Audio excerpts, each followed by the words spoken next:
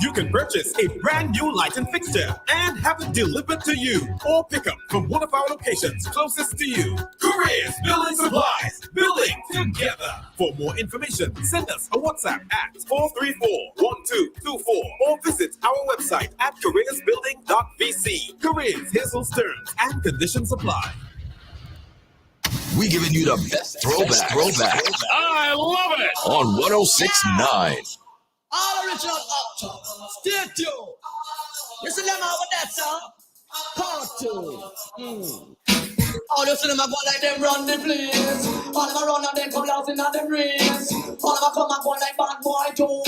Them a who we know. Part 2 character. Yeah. Mickey Mouse the tiny walk chop chop. Part 2 character. Yeah. Now you walk up in a James Bond hot top. Part 2 character. Yeah. Now I don't be tiny walk chop chop. Part 2 character. Yeah. Learn the clips and start the music. Go. You better need some money. You should feel some money. You like a bad money. I can be a run and carry. Yo, you should need some money. You should feel some money. You like a bad money. I can be a girl for money. Get a big thing, ain't time to the gym. This is why I'm rocking up string. By the way, got time, keep everything better. You better go keep things shopping. Find this all around you and get out this. Maybe I ain't what I want to take out something. But you never know you're not let out something. But I tell you that I don't got you last week because I know. A boss of this, a boss of this, a boss of future. A boss of this, a boss of this, a boss of this. I get a big thing, take it down to the store. I don't see the folks that don't get that before. You talking to me. I mean, she work in the GRB cure. She want I mean, she want to put me burn and slim. I'm busting my shoe on the I mean, she work in the GRB cure. my shoe on I mean, she want to put me burn and slim. I'm busting my shoe on the and my blues, you know, we people are not so your blues. That's the future. And my blues, you know, we people are not so your blues. We are getting better. To buy a deal like British and take them news and kind of business stop. To buy a deal like America. Keep up the cash and them about non-stop. To buy a deal like British and take them news and kind of business stop. To buy a deal like America. Keep up the cash. When you are boom, you are boom boom. 3, 4, you are boom down the place boom. You have my heart a beat, bodum bodum, bodum bodum, bodum bodum. When you are boom, you are boom boom. 3, 4, you are boom down the place boom. You have my heart a beat, bodum bodum, bodum bodum, bodum. You gotta make it tight, zoom zoom.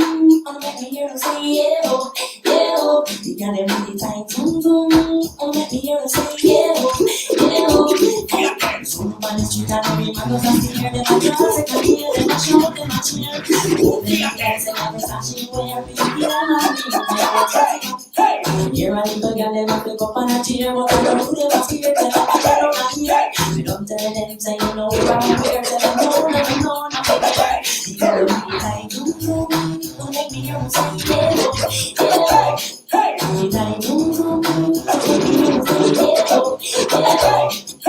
I don't give a damn, you don't give a damn. All I'm looking for is a one night slam. I don't give a damn, and I really don't care. I'm every time I care. Hey, harass me, happy, I love the handcuffs. I'm never back To the future. harass me, all your cheer dogs are hell, but I'm heavy if you fling me in the pop boats. Harass me, happy, shout with the loss. And the girl them hands and back, make me a crush. Harass me, let me get them from Karel. I do not want to be now, girl. Please let me put it in there. Come on. Please let me put it in there. Come on. Please let me put it in there. Come on. Please let me put it in there. Come on. Baby, I want to keep me go contract. If you give me one time, I can't come back. Baby, don't go tell your neighbors for giving slack. Right now I'm feeling some pain in my side. So please let me put it in, baby. Come on, come on. Please let me put it in, baby. Come on, come on. Baby, I drink the roots and I drink the fish tea. And like a baby, I want some of your honey. Come on, baby, I don't care if it costs my money. Cause right now, baby, I'm feeling so horny. Baby, I want a little of what you got. Let me get my spoon down into your hot pot. Baby, I know that the pain is what you're afraid of. Baby, let me give you and keep you gonna stop. So please let me put it in, baby. Come on, come on. Please let me put it in, baby. You never expect nothing because spooky. Now they are can't looking at me face, y'all. No, since you lose your head, y'all come dropping at me, you Suzuki. You never expect nothing because spooky. Now they are can't looking at me face, y'all. No, since you lose your head, yeah, no. Oh God, oh God, oh God, oh God, oh God, oh God, oh God. You never come dropping at me, you Suzuki. You never expect nothing because spooky. Now they are can't looking at me face. Liquidate, full life rotten. Just don't smooth like a silk and sun. I got liquidate, full life bitter. Everywhere we see too much skin pressure fire. Got liquidate, full life rotten. Just don't smooth like a silk and sun. I got liquidate, full life bitter. Everywhere we see too much skin pressure. Man want a girl we no fight together. We impress the girl and we live with smoke of car. And when move we make a fear money man bar. And everyone that we are live like movie star. Man want a girl we no fight together. We impress the girl and we live with smoke of car. And when move we make a fear money man bar. And everyone that we are live like movie star. I need the star. I need a big yard. On the wall. Ready? From the small. Ready? In the room. On the roof, rocking chair, it's put in her hair. Back to the future. Back to the future. Back to the future. Back to the future. Back to the future. Back to the future. Back to the future. Back to the future. Back to the future. Good morning to you. Good morning to all the folks locked on to the trending station, Boom 1069. It is a rainy Thursday here in SVG, but nonetheless, it is a throwback Thursday. Saying good morning to one and all the early risers, those of you who get up early for business or pleasure. Are you just in a habit of getting up early? Good morning to you. Pleasure. Yeah. Anyway, the early risers seem to reap most of the good benefits of getting up early. Yeah, whether it's fresh produce or the clean, brisk morning air that you require. You know? Good morning to all. Jill, Early morning exercises. all of that. See, it's good. You get that. Early morning yoga. Yeah, man. You get the benefits of all of that. So my body is close to becoming accustomed to getting up at this point in time, getting up 4:30 around there. So I'm telling you, I can feel it. It's a struggle, but we're making things happen. Good morning to those of you who are just tuning in. Don't forget to link up with us on the WhatsApp as we go through our morning. Also, those of you who come through on the live, we do love and appreciate you. I see some of you guys are already there. Good morning to Glenda and George. Buenos dias a todos.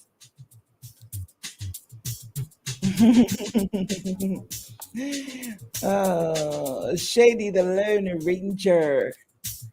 Shady is one of those silent types, you know? Yeah.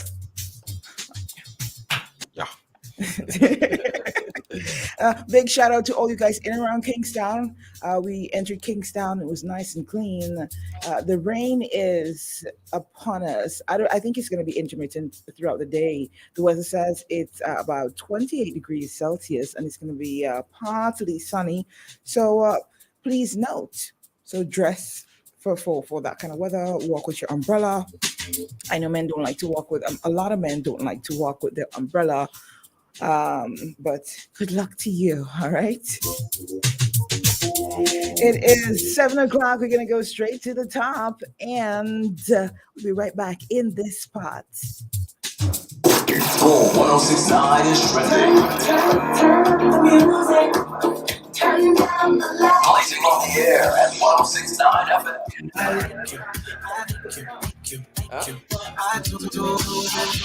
What does this button do? Lord, have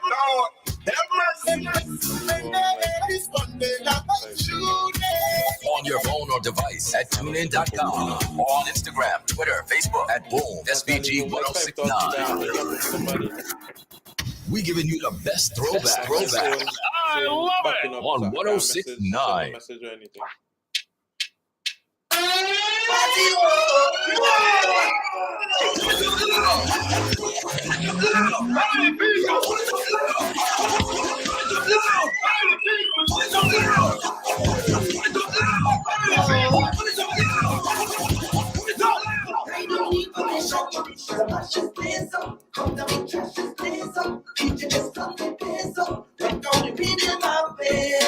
Feeling away, and I want to party, just party. They don't get up the music, they don't get up the sound. The boy girl, you move it, jumping up and down, just like in the movie. You just keep it moving, you get up and moving.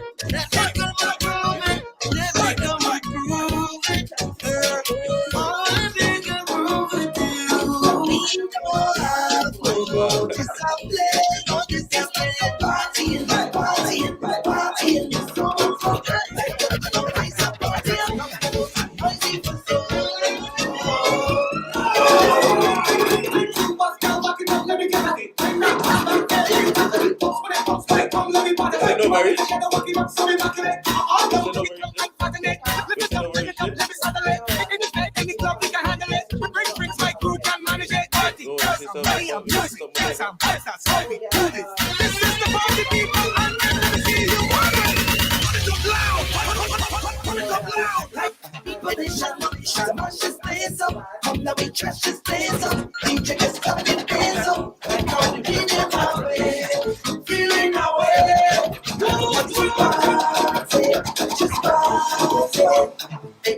Hello, you do that trick. Hello, you make that stick. Hello, you do that trick. Hello, you make that flick. Hello, you do that trick. Hello, you make that stick. Hello, you do that trick. Baby, I'm at that tick. That tick is sticking on it, sticking on it, sticking on it, sticking on me.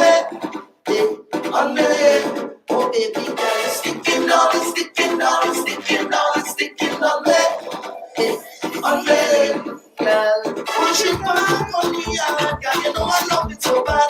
Push it back, bend it up, girl. When you give me that rope, look at me in the face. When you're beating me with that waist, when you're beating me with that waist, I just latch up, 'cause I can't let go, girl.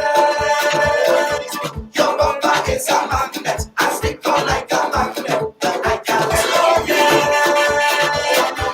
Your bumper is a magnet. I stick on like a magnet. A magnet.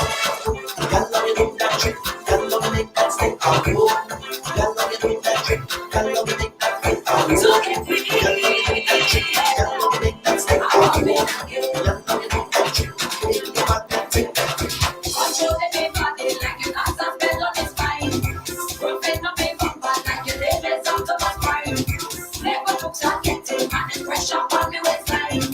Quickly when you're jumping, come on, it's not looking for fine. Let me back and stick right there. Bend me back and stick and follow. Aye, aye, aye. Bend me back and stick right there. Bend me back and stick and follow. Aye, aye, aye. Treat it under there. Rest it under there. Chop it under there. Squeeze it under there. Pressure under there. Right up under there. Take it under there. Squeeze it under there. This morning I rise and open my eyes and say, today is gonna be a brighter day. So everybody, better way, never had a better day. A better way,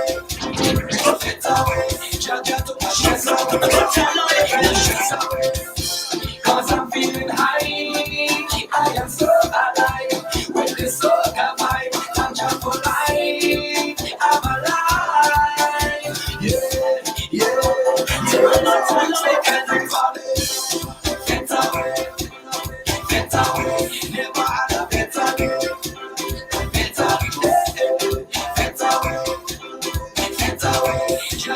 Tell all your friends who want to talk, just let them talk. Who want to talk, just let them talk. I don't care. Hey, I don't want no hot girl, sugar mommy. I don't want no food, yeah, give me a sugar mommy. I don't with the food, yeah, give me a sugar mommy. Oh yes, sugar mommy, let's give me a sugar mommy. Hey, sugar mommy, go shop, clean and cook, and all of these things. She don't want me to catch no bad, cause it's a brand new rights a cushion. Sugar mommy, go treat me to lunch, when I don't have a cent. You just see how I looking nice, cause she paying no rent. I don't want no hot girl, sugar mommy. I don't want no fruit, yeah, give me a sugar mommy. I don't want no fruit, yeah, give me a sugar mommy. Yes, sugar mommy, give me a sugar mommy. We not going on till the morning. So if I can we drink it, go in the morning. We not going on till the morning. It's a punishment time and they cannot stop. We're not out. We drink till we pass out. Pushing our legs so we pass out. Hey, so calm music up in our we breathe. It Rastaman and Marlin. Situation measuring. Them girl ya hot, them up the dance and see. Show me a sign and say, oh, now put up all the things, I'm put up everything, I'm put everything here. Oh, we not going on till the morning. So everything we do, okay, we not going on till the morning. How much more time they gonna stop?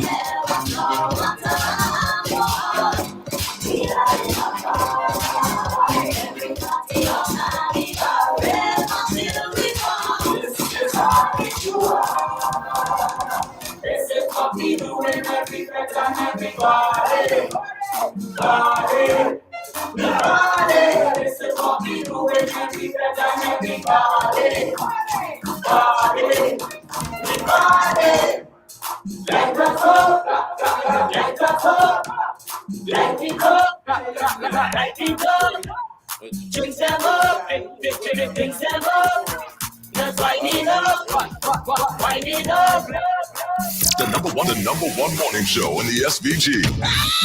Morning. OMG in the morning. Come on now. OMG on a Thursday morning. Remember, it's throwback, so you're going to be hearing some of your favorite old school jams, hits from the past. It's Jill, DJ Shady, and Nova. Nova is going to be here shortly. We're going to be here with you right up on. Hey, what? Jill, go ahead. I did not. Y'all about it, JD. We're going to be here until 10 o'clock, all right? So first thing I want to touch on before we get into all the heavy stuff real quick, right? It's two warnings, basically. The first warning is for all you guys, and I don't want to focus just on the females, but males also.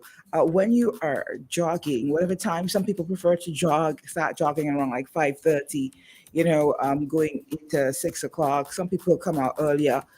Those of you who jog around that time, in terms of in the evening and in early morning, please remember, and this is something I would have said before, don't jog with both AirPods in or your a headphone over your ears where the music is really loud. At least allow some volume for you to hear whether it's incoming traffic behind you, or to hear of anything, anybody approaching you or anything. As a matter of fact, I would encourage you when you are jogging to be fully aware of your surrounding, especially at those times, early morning and late evening. And there are people who like to jog around that time because it's not that traffic isn't that heavy, and it's a lot cooler, in terms of the weather. So for those of you who normally do that, safety is a priority, and you definitely need to be aware of your surroundings at all times, especially if you are jogging by yourself. Even when you're jogging with a partner, your partner might be in front of you, and you might be behind, so you definitely want to be aware. A vehicle could be blowing its horn and you can't hear. Why? Because you're having your headphones and the volume is turned all the way up. And believe me when I tell you, it is not safe. It is not safe. I saw a story. I think it was from Guyana, either Guyana or Grenada, where a young lady was hit by a vehicle, and she had no idea it was even coming because what she had in her headphones. Yeah. So guys, be careful with that. Second, that's the first one. And something else in terms of those of you who jog or run early morning and late evenings, clothing is also important because you want to be seen at those, at that point. So wear something, at least one piece of your clothing should be a bright color or white or something, so if anything happens, they could find you, or oncoming traffic can see you. You know what I mean, right, Shady? Yeah. Something bright, because it doesn't have necessarily anything to do with somebody abducting you and throwing you by the side of the road. But basically, if a vehicle hits you, you fall off the road. If you're wearing something that is a dark color, it will be very difficult to find, etc., etc. So just take it easy and be safe. All right, male and females. And big up to all you guys who take that evening walk or that evening jog with your partner, or you work out or exercise with your partner. Yeah, big up all yourself. All right. Second one is a story that came out of, we're gonna get into the heavy stuff later, but just bear with me with this one. This is something we need to be aware of here in St. Vincent. People have been finding it funny, but I have to say, because when I heard about it, when I heard about this individual the first time, I was like, people still do that? Because I don't. I haven't done that in a very, very long time. And I will tell you what I'm talking about. There is this young man who's going around with a sponsor sheet asking people to sponsor him. And I think it would have been Nova, or I think it was Nams, who I would have spoken to about the same young man. And he carries around a sponsor sheet asking people to sponsor him, donate, so he can go to, I think it's an astronomy school, college to study astronomy, something like that. That's the story. And he's been conning people out of whatever they would have donated on that sponsor sheet. And this has been going on for years, people. This is why I don't understand how come he's still doing it. I guess people know, Shady, it had to be that people know that this man is not for real, but they just want to give him some money. I don't know. Because he's been on the streets for a while with sponsor sheets asking for money. Yeah, they're different. There was one before, who I know, and then there's one who I was dressed up in tracksuit. That's the Well, one. there's three. I know three. Oh, okay. I think the one I knew. The one recent now is the one in the tracksuit. Yes, right. But the one from before, I think he used to play soccer and he got mentally ill at some point. He used to scam people with a sponsor sheet. I can't remember his name, but I know for a fact he used to play football. Yeah, there's another one before. I ain't seen that one in a while. He kind of used to kind of like a curve, like when you walk. He used to have sponsorship way back. Then there's this one who Every day in a tracksuit. Yes. Every day. I think it's a green, Different green or colors, blue, every green day, or different blue. colors. I remember seeing him, and I saw him up to yesterday. And it's funny enough, when the story broke, I'm like, wow, you know. But let me read it for you real quick, right? The Royal St. Vincent and the Grenadines Police Force on Wednesday advised the public not to donate any money to Philip Hamlet of Layu. Hamlet is going about Kingstown and other communities soliciting funds from people via sponsor sheets, purportedly to pursue studies at the Astronomy University. This is bogus. Hamlet was detained and questioned by the police about this matter, and he was advised to desist doing such, but he continues to do so. Police are advising people who may have donated monies to Hamlet and feel aggrieved to contact the Criminal Investigation Department.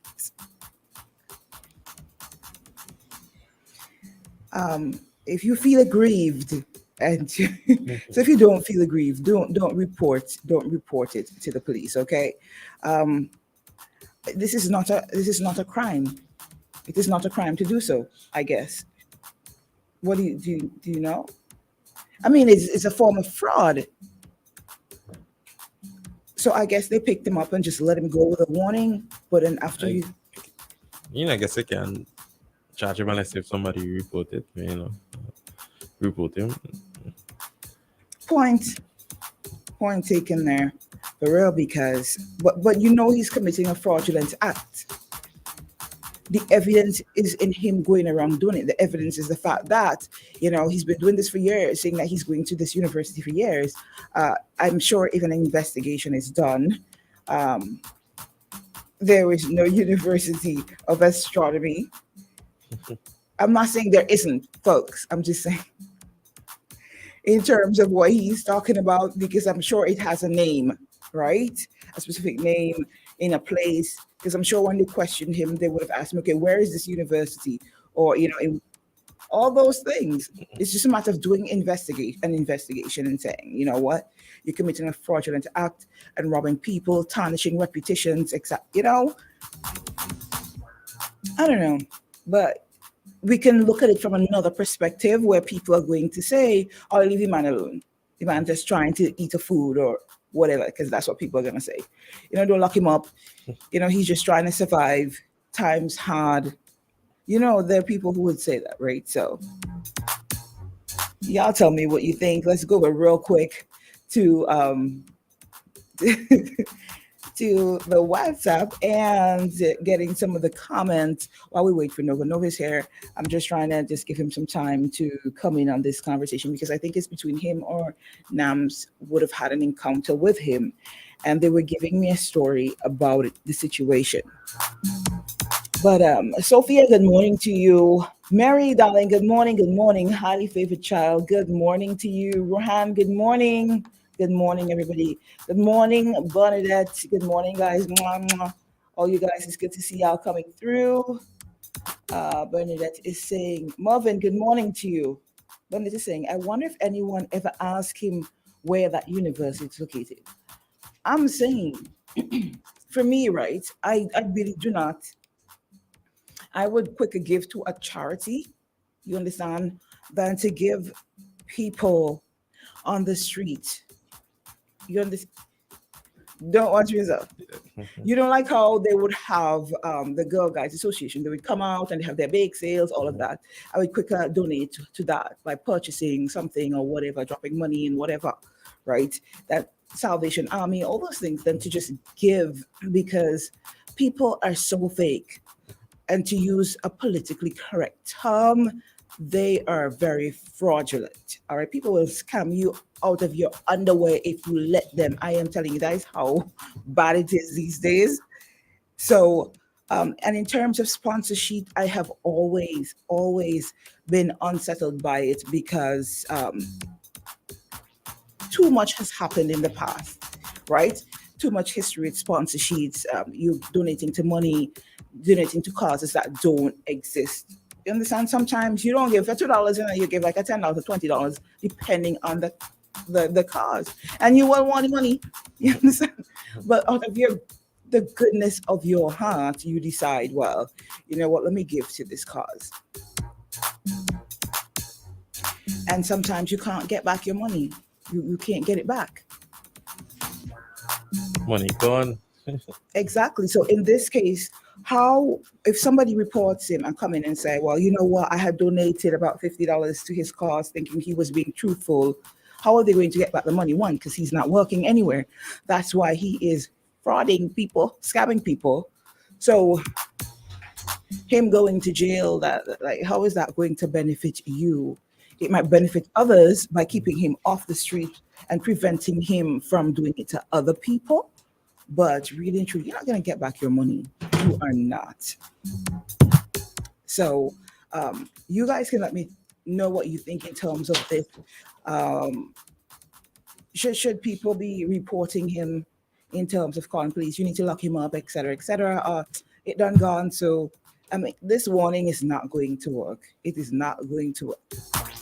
This was basically a pat on the hand.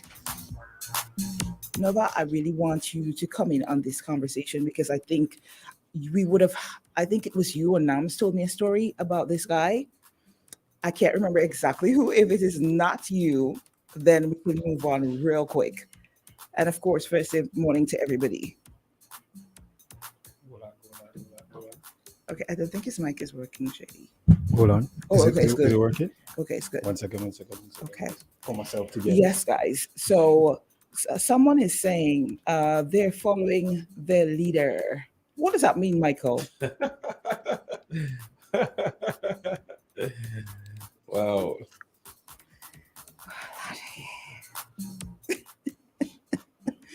Oh my God.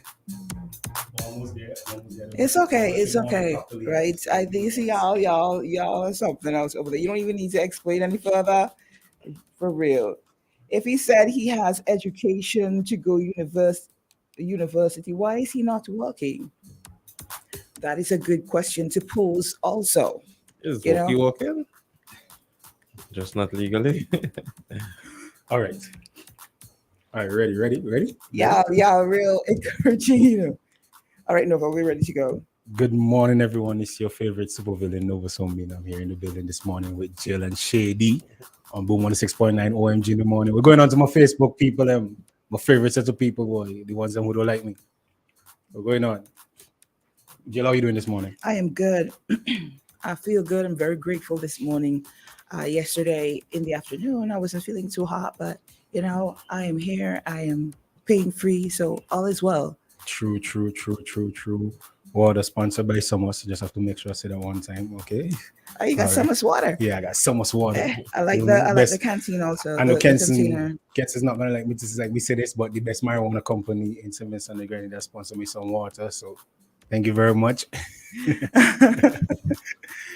Oh my God. I don't think Kenton is even on. Kenton's probably just rising and shining or probably taking care of his daughter or something.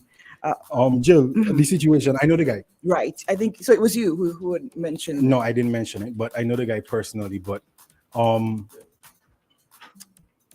technically, is it illegal to go and beg for money with a reason? He probably have a real reason. Just means people don't believe him. I was asking if it is not a fraudulent act that he is committing by asking people to donate to a cause that does not exist or to a place that does not exist. How do we know it does not exist? That's a good question. Also, that's what we were asking. Have they conducted any kind of because we have to look at it from both sides of the coin, not just as him being a criminal, but also seeing that, okay, did anybody investigate into this to see if it's real? Maybe it's taking him a long time to raise funds to attend university. So we have to look at it from both sides of the coin. But they have to have done some kind of investigation. But to ask people to donate to a cause that one does not exist or you have no intention of putting it towards exactly, it's a fraudulent act. So it is a crime. So how did we reach to the point to where he was picked up by police in an investigation? That's the first thing. The story did not say. Somebody report him and say, hey, I give him some money. I didn't see anything happen or anything like that. So it did not say. It just said that He is going about Kingstown and other communities soliciting funds from people via sponsor sheets purportedly to pursue studies at the Astronomy University. I actually met him yesterday too, you know. I did. I met him. I was in my careers. I was in my careers getting some breakfast. Yeah. And I saw him there. And he's like, Jill. I was like, hey, how you doing? And that was basically it. Right? That was all of our interaction. And he doesn't interfere with anybody. Very, very cool guy. Yeah, he doesn't seem like he's mentally challenged either. So I didn't get that vibe from him either. Because I know a lot of people on Facebook were saying that he seemed to be mentally challenged because he's always been a cool guy. But he seemed to be the same exact person. So I've always been a cool person. I'm cool and quiet. I don't think I'm mentally challenged in any way. But there's some people who would probably beg to differ on that. But I guess it's yeah, I guess so. But yeah, I haven't seen the mentally challenged part of it. He talks to you, shout to you, what's going on? He walking around. He have conversations properly too.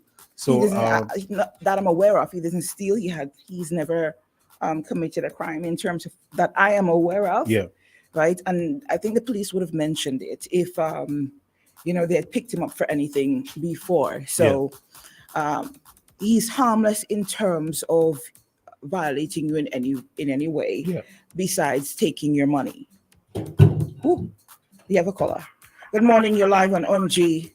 Good morning, my dear sister. How are you? Good morning to you, Mr. Hamilton. How are you this morning? And you know why I put in there, my brother? You know why I put in there? I want to say to people, don't come approach me with what I'm saying on radio and tell me about any moderator. My role is to spread information that is truthful to the public. If you feel that a moderator is X, Y, and Z, partisan or whatsoever, go to them and tell them. Because my issue is not with Jill. My issue is those people. So I just want to say this matter on the fraud.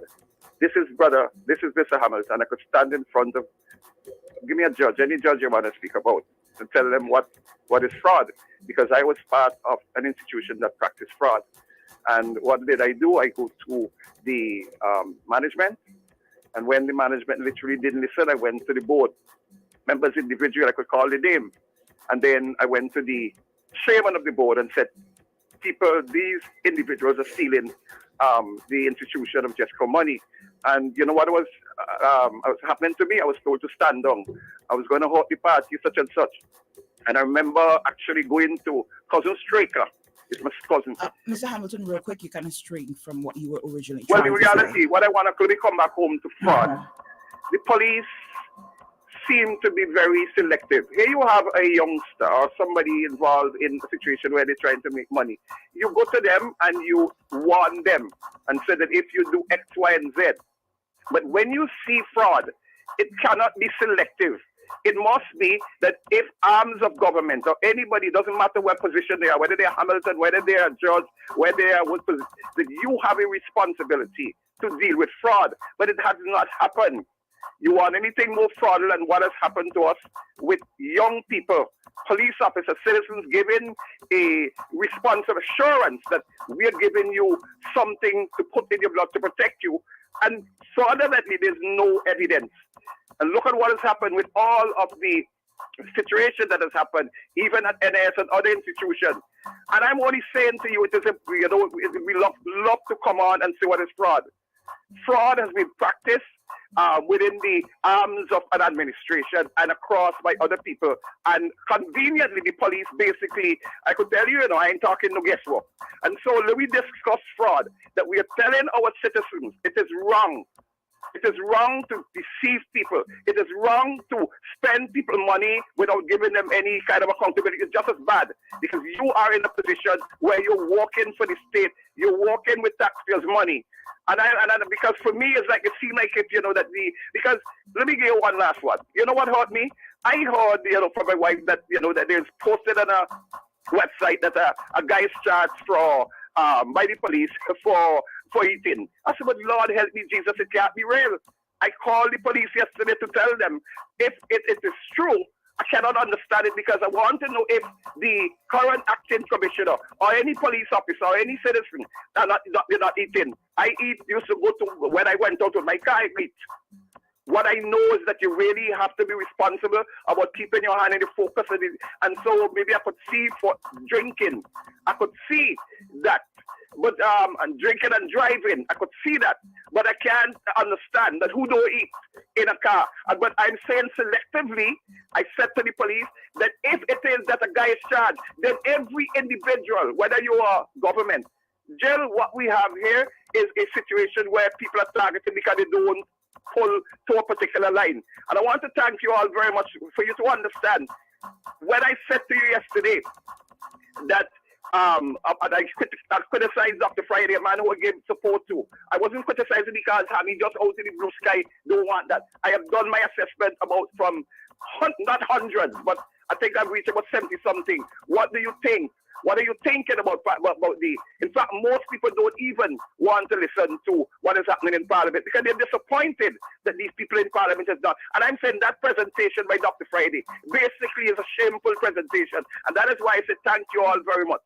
Okay. And purely people on here. Just let me backtrack a bit, right? God bless you. You said you heard that somebody was arrested for eating in their vehicle. Is that what you said? Well, not only arrested, but charged for eating in the vehicle. Okay, and, so it was eating while driving?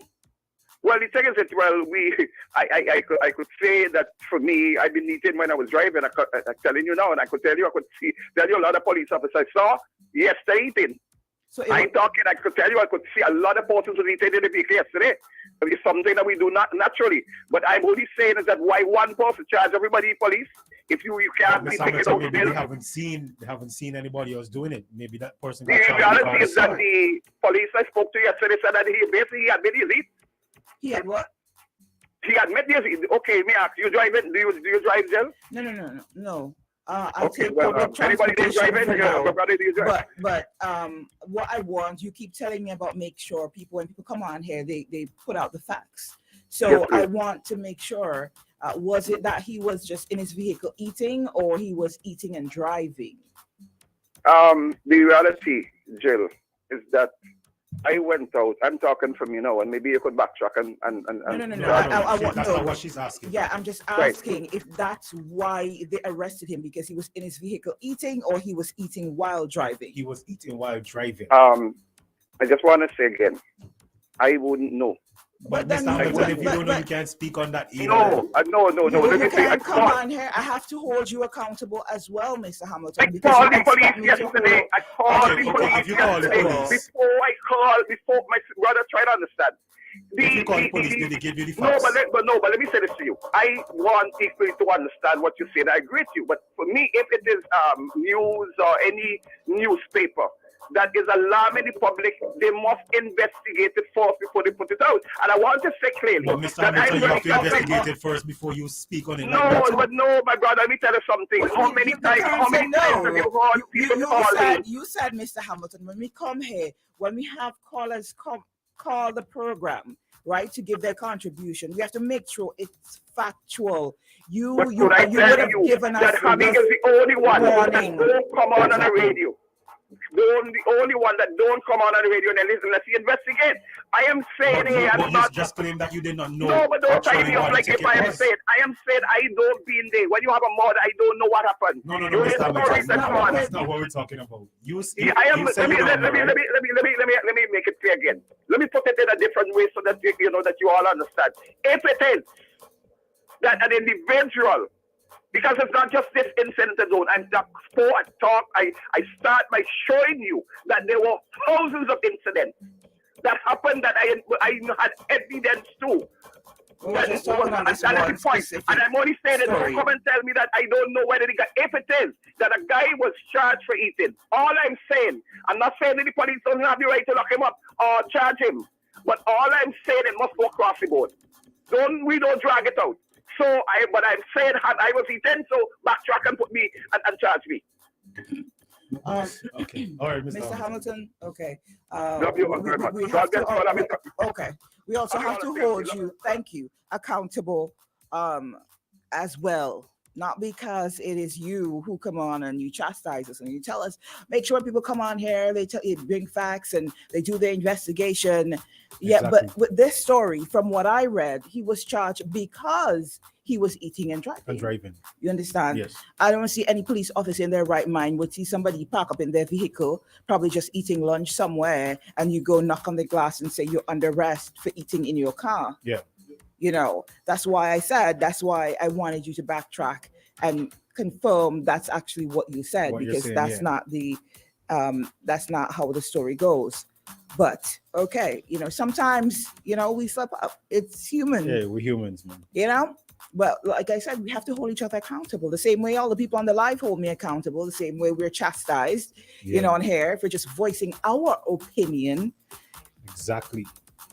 But that's another story for another day. another time. Guys, we have to take a commercial break, right? Yes, George. George is saying there's a post on social media where a guy is charged for driving and eating a bread. Yes, we I think Yeah, we are. you know, it's circulating on social media. But before we get into our heavy stuff, we got to take a commercial break. It is now 7:38. Coming up is Plain Talk with Jomo Thomas at 7:45. And I know you guys really look forward to that segment. I really wanted to touch on another story. I would have seen the live of, I think it was Dr. Friday or the NDP, right? They would have did a little press conference where they allowed journalists to ask questions about the situation that took place. I wanted to touch on that also, but let's do what we got to do first, which is dropping some mentions. You have any in front of you? Yes, so Brooklyn, New York, Woodsy's Bar and Restaurant is open today, located at 1133 Claxton Avenue, Brooklyn, New York, 11212.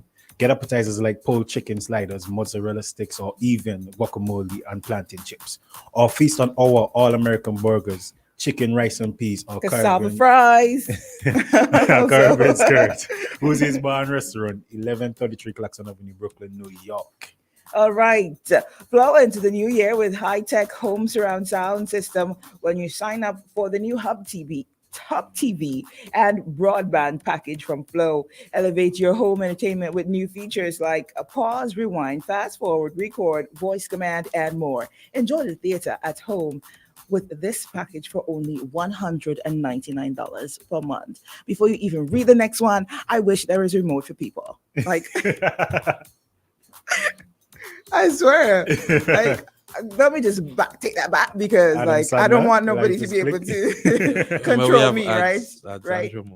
That is true. I got kind All of right, one last one. All right, welcome to 2024 with Beckway Rock and Soul Shake. Join us at Max Pizza and Kitchen for live music on this. Oh, yeah, that was that happened already. But Max Pizza, they're doing delivery as well. We'll get back into it as we come back.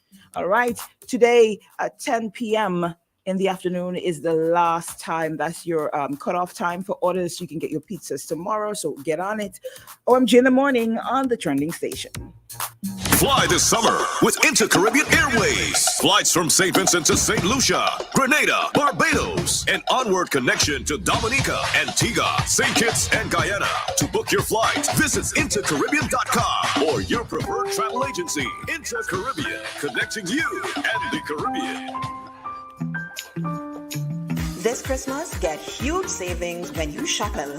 Isn't it good to know that no Lounge and Event Center, located on the VG Highway, a mere 12 minutes from the capital city, Kingston. Come and enjoy our daily drink and food specials, which cater to satisfy every craving. Our modern Isn't it good to know that no matter where you are, you're covered by a company owned by Vincention that understands your unique insurance needs. At Metrosint General Insurance Company,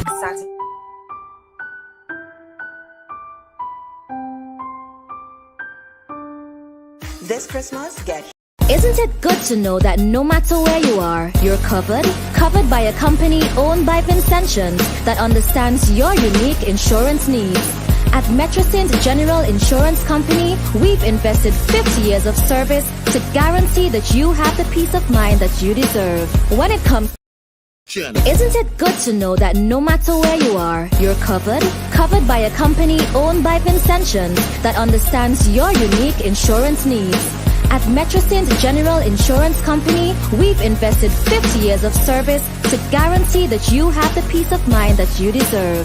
When it comes to motor vehicle, property, employer's liability, business insurance, and much more, we've got you covered. Our professional and friendly staff understands your needs and ensures you understand your options. Metrosint General Insurance Company. Welcome to Lane's Hardware Plus Arnoldsville for convenient shopping and parking. Where are we? Turn off at Arnoldsville Technical College Gap. One-stop shopping for house and home. Harris Cement at great prices. Lumber 2, from premium to regular. Value for every pocket. Steel also at competitive prices. Hardware Plus, tools of every type, household appliances and furnishings, paints, goods as far as the eye can see. Hi, my name is Carol Laborde. I manage a tool aisle. How may I assist? Hi, good day. I'm Ashwin. Paint is my business. How may I help? Hi, I'm Kayla Bullock. I'm in home decorations and appliances, and I would love to help you. See, I told you everything. See you soon. A warm welcome awaits you. Hardware Plus.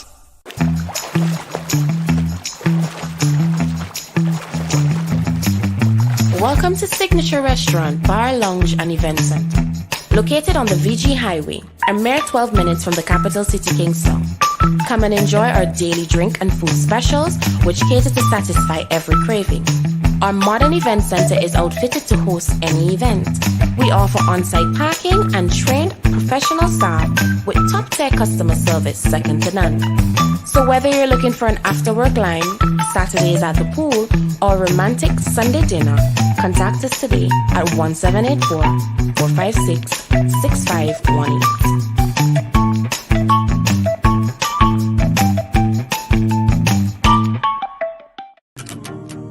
Beautiful things don't ask for attention.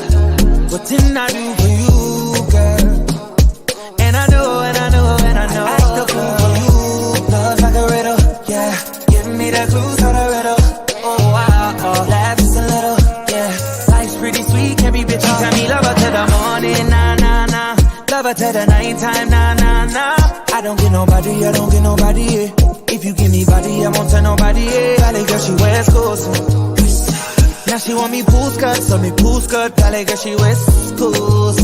You see, it's obvious, sensational. Yeah. What didn't I do for you, girl? And I know, I still fall for you.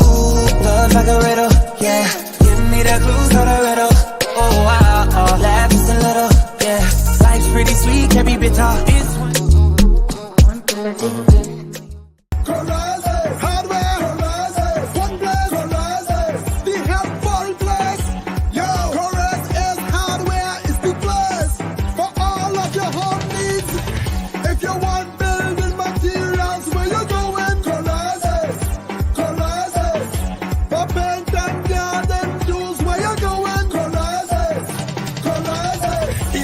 cables, find that at Corazes. We have everything for your home at Corazes. Located in Kingston, located in Annisville.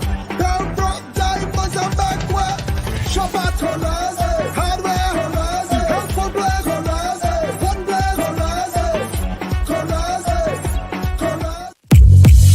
Your vision is our mission at Quartz Optical. Shop today for up to 25% off. And with Ready Finance, pay nothing for 30 days. Book your free eye examination appointment online at www.quartzoptical.com. Your vision is our mission. Up to 25% off your completed eyewear. Only at Quartz Optical. Value you can see. Conditions apply. See in store for details.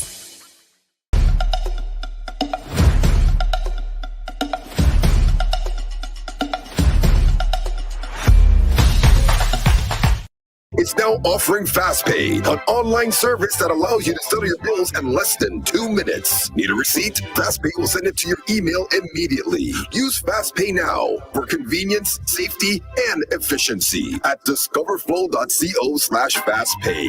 So FastPay, 2 minutes and you're on your way. So FastPay. Flow is keeping you connected. Plain Talk. Plain Talk with Jumo Thomas. So much things to say right now. All you talk now on OMG. Hey, it is that time.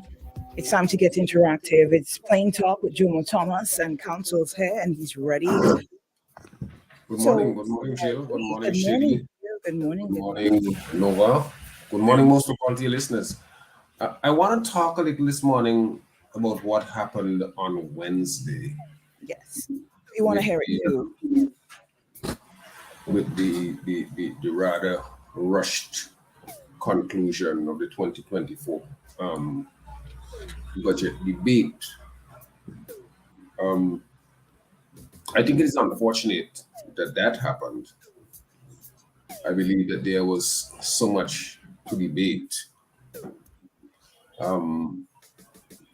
After the presentation of the budget by Finance Minister Camilo Gonzalez, we had the response from opposition leader Godwin Friday, and then I think Ministers Soboto Caesar, opposition parliamentarian Chevron John, and I think Minister of Works Montgomery Daniel spoke. So you had an entire parliament that was left to debate, and that did not happen. And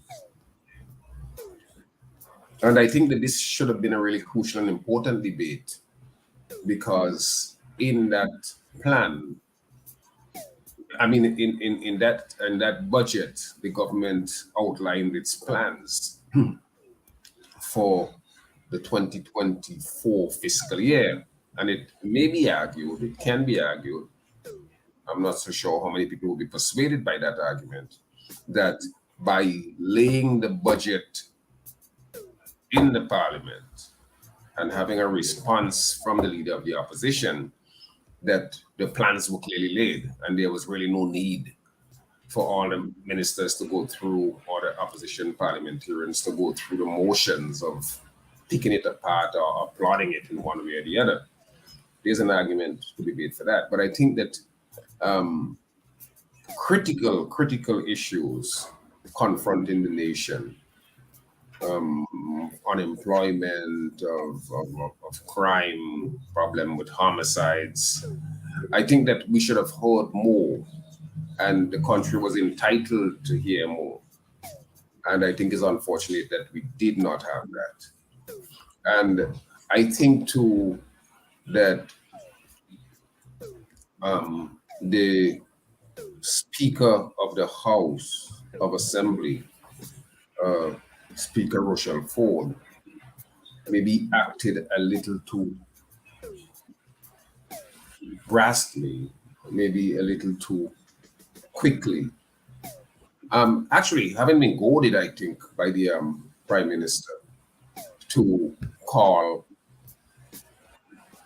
for the Finance Minister to wrap up the debate, which in essence put an end. I saw opposition, well, I first saw it in Eyewitness News, and I saw it again where opposition leader Godwin Friday said there was a 10-second interval where the speaker asked for the debate, as she's entitled to do. So for the debate, 10 seconds for the debate, and then there was an intervention by the Prime Minister on which she appeared to have acted, to call and the Finance Minister to wrap it up. I think that's unfortunate because our democracy demanded a little bit more. And Daniel Cummins, who was in the Parliament, had clearly indicated that he intended to debate. Prime Minister Gonzalez himself had said that he intended to debate, but he was looking to debate more on Friday. So it seems as though everybody was rearing and ready to go. And this speaker, to her credit, I think sometimes when things are getting out of hand, would call a break in the session. And there was some explanation from opposition parliamentarians that some of them were running late and so on and so forth. There was no reason for that rush to wrap up the debate, particularly when the Prime Minister had indicated that in order for them to finish on Friday, the debate on Thursday would go well into the evening. So there was all of that indication. But you know, I think there's blame to go all around, because there were three opposition parliamentarians in the chamber, very experienced, and probably one of the better debaters in the parliament. Daniel Cummins was there, and there was really no reason for him to wait on the Minister of Health to present. He could have gone ahead and presented, and he normally presents very, very well. In fact, Daniel Cummins is one of the few parliamentarians who don't read his message like so many of the others do. He clearly has in his head what he wants to say, and he says it well. So I thought that he missed that opportunity. Nigel Stevenson was also in the parliament, and he's there for a long time. He's there, since 2010. So he could have gotten up and spoke. And Israel Broots, one of the opposition parliamentarian, could have also gotten up and speak if the government people didn't want to speak. Because when the speaker says for a debate, somebody should get up. I still think that she called it too soon, but there's that blame to go around. The three parliamentarians, one of them should have gotten up and present to the parliament. So they are not off the hook, and maybe they missed an opportunity to have all of their parliamentarians really get a chance to dig into this budget presentation and to point to the holes in it, as their leader tried to do on the morning after the budget was presented by Finance Minister Gonzalez. But to me, do you mind if we take a call? I think somebody's trying to get in on your conference. Not at this point, because I want, there's another point. Okay, so Carl, if you can please hold on. I would kind of compress what I want to say so that people can get in. Okay, go ahead. The other point I want to make, which I think is critically important, is that I think that Prime Minister Gonzalez has a bad habit of doing precisely what he did on Wednesday, by trying to goad the speaker into doing what he wants done. In all of the years that I'll give examples to add to what happened on Wednesday. I'll give at least two examples. In all of the years that the ULP has been in power, every year, I think it's the fifth session each year, the parliamentary tradition allows for the opposition to bring a member's motion to parliament. And every year, once one is brought, the government side has brought a counter motion that tends to water it down or to destroy the essence of what they are saying. I think most famously that had to do with when, I think back in 2004, 2005, when Mr. Eustace brought the kinder and gentler motion to build a kind and gentler society. I'm not sure if some of our memories go that far back. But so there was that. And then every year since that, in fact, in 2016, I was complicit. And I didn't understand the importance of it then. As an opposition senator, when the opposition's chance was there to bring a member's motion, I was asked to bring a motion on reparations. And me being a reparationist thought, oh, what a great thing that we can get a chance to do. And that motion carried, and a number of people criticized it. And I thought it was a good thing to do. But in retrospect, I think that opportunity which our democracy allows for opposition parliamentarians to do what they can do in parliament should be allowed. And I think it's a bad precedent where the governing side overturns parliamentary tradition and allow for the government to bring the motion. And to me, the most egregious of all, and again, I happen to be sitting as speaker, was in 2018 February, when the opposition brought a motion of no confidence. And the government side tried its best, and I tried my best to resist it, because what they wanted to do was to call a vote on whether to have the constitutionally mandated vote of no confidence. And we battled for like about 2 hours on that, mainly the Prime Minister and I going at each other as to why I thought it was a wrong thing to do. And in the end, I voted that the motion of no confidence should be debated. And then the government came up with a stratagem to have a counter motion, which essentially was to have a motion of confidence in the government. And there was this debate as to whether the standing orders allowed for amendment of any motion. And I think I was swayed by that. The argument was presented by then Minister Camilo Gonzalez, and I was persuaded by it, and I allowed the motion.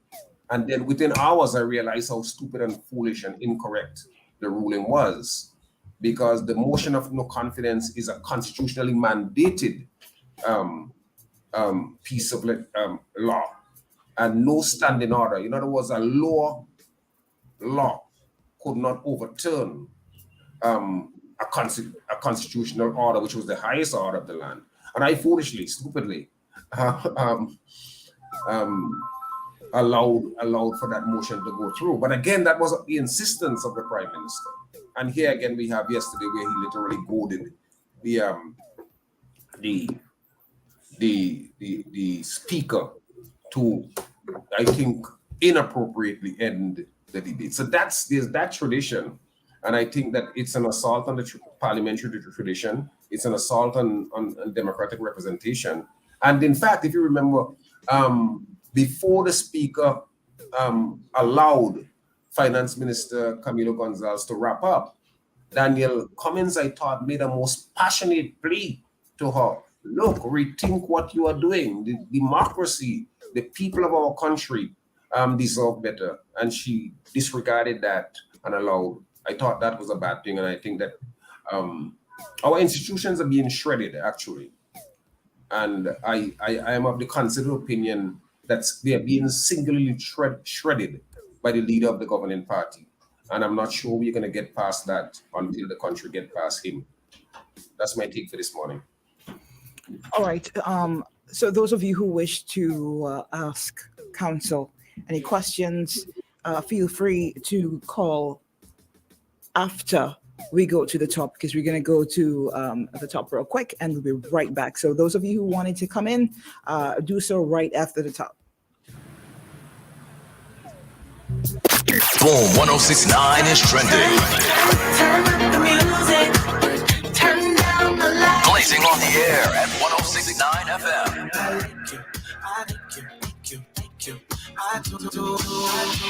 What does this button do? Lord, have mercy.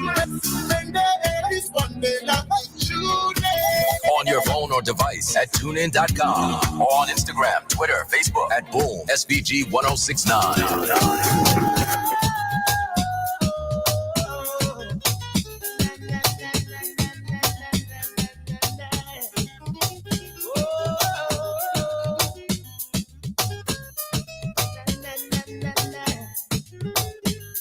I tried my best, never to stop love you, be there for you. Ooh, you make my life so miserable. Jealousy and problems coming to our lives. We've been together for so long, and we've been through so much. Try to do right, but everything I do seems to go wrong. If I didn't love you, baby, I'd be long gone. I need you now, I need you to be strong. Be strong, be strong, be strong. It's Throwback Thursday.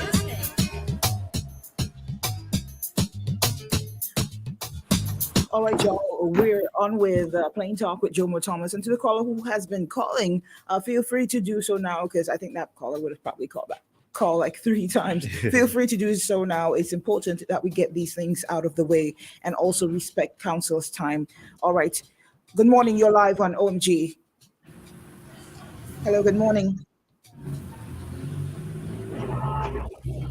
Good morning. You're live. Hey, good morning. How are you doing? I am good, thank you. How are you this morning? I'm fair to find. It's just scattered showers. Good morning, Nova. Good morning, Shady. Good morning, Council. Good morning. Yeah. I know a lot of people would I've already heard the arguments that oh, this should have happened and that should have happened. The tradition from ever since I was a little boy, and like being up a parliament and so on, right, and budget and things. In many instances, what happened is that you would generally speaking, the tradition was that you would have a minister in most instances I say, they would present on the budget, and the opposition, whoever is following or shadowing, well, we say shadowing now, we didn't even know it was that in that time, would make a presentation. When the finance minister made his presentation of the budget, in many instances, he made reference to the fact that he would not go into detail in certain areas, especially where crime and criminality was concerned. The Minister of National Security would speak on that. In certain instances, when he mentioned things on health, he said the Minister of Health would speak on that, education, etc. Now, the people from the opposition who were shadowing in those ministries would want to wait and hear what they have to say in terms of expanding on what the minister would have presented, because he didn't give a fulsome presentation and that.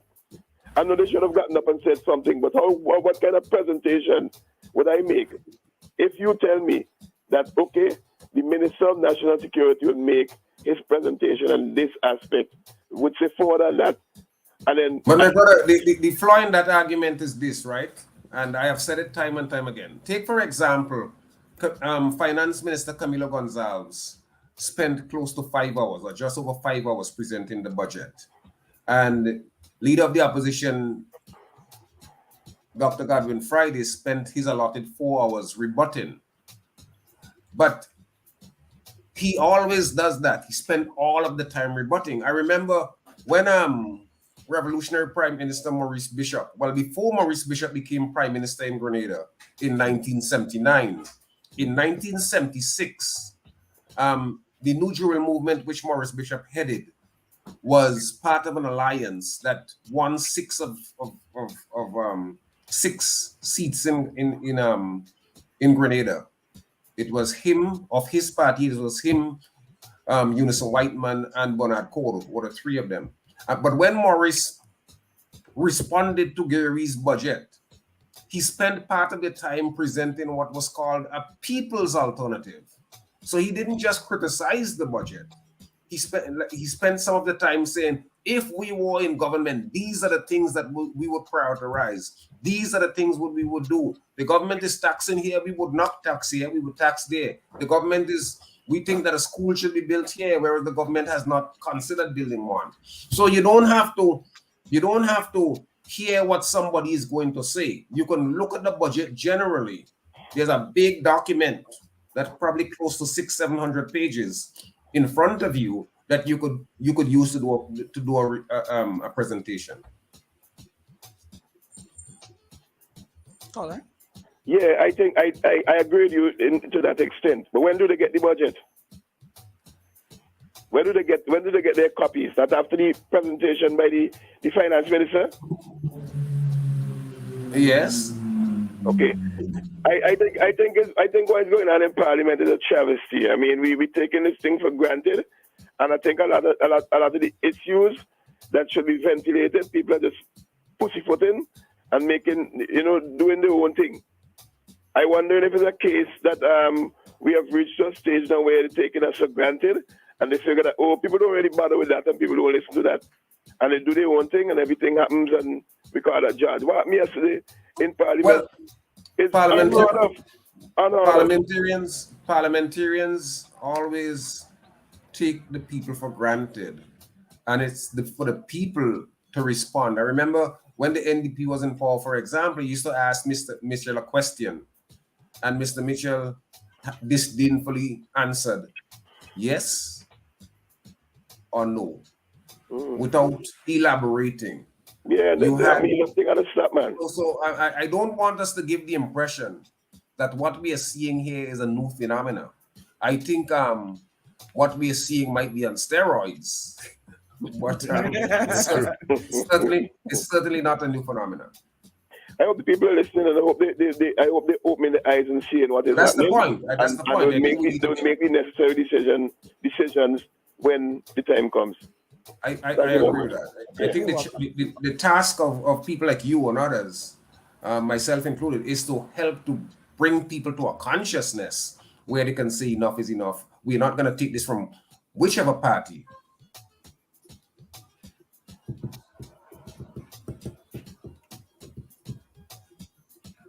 Okay, I think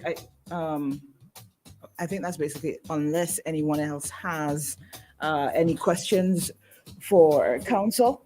Council, I wanted to. We have a caller. Good morning. You're live. Good morning. Good morning to you. Good morning, Jill. Good morning. Shady, Jomo. Morning. Now, Jomo.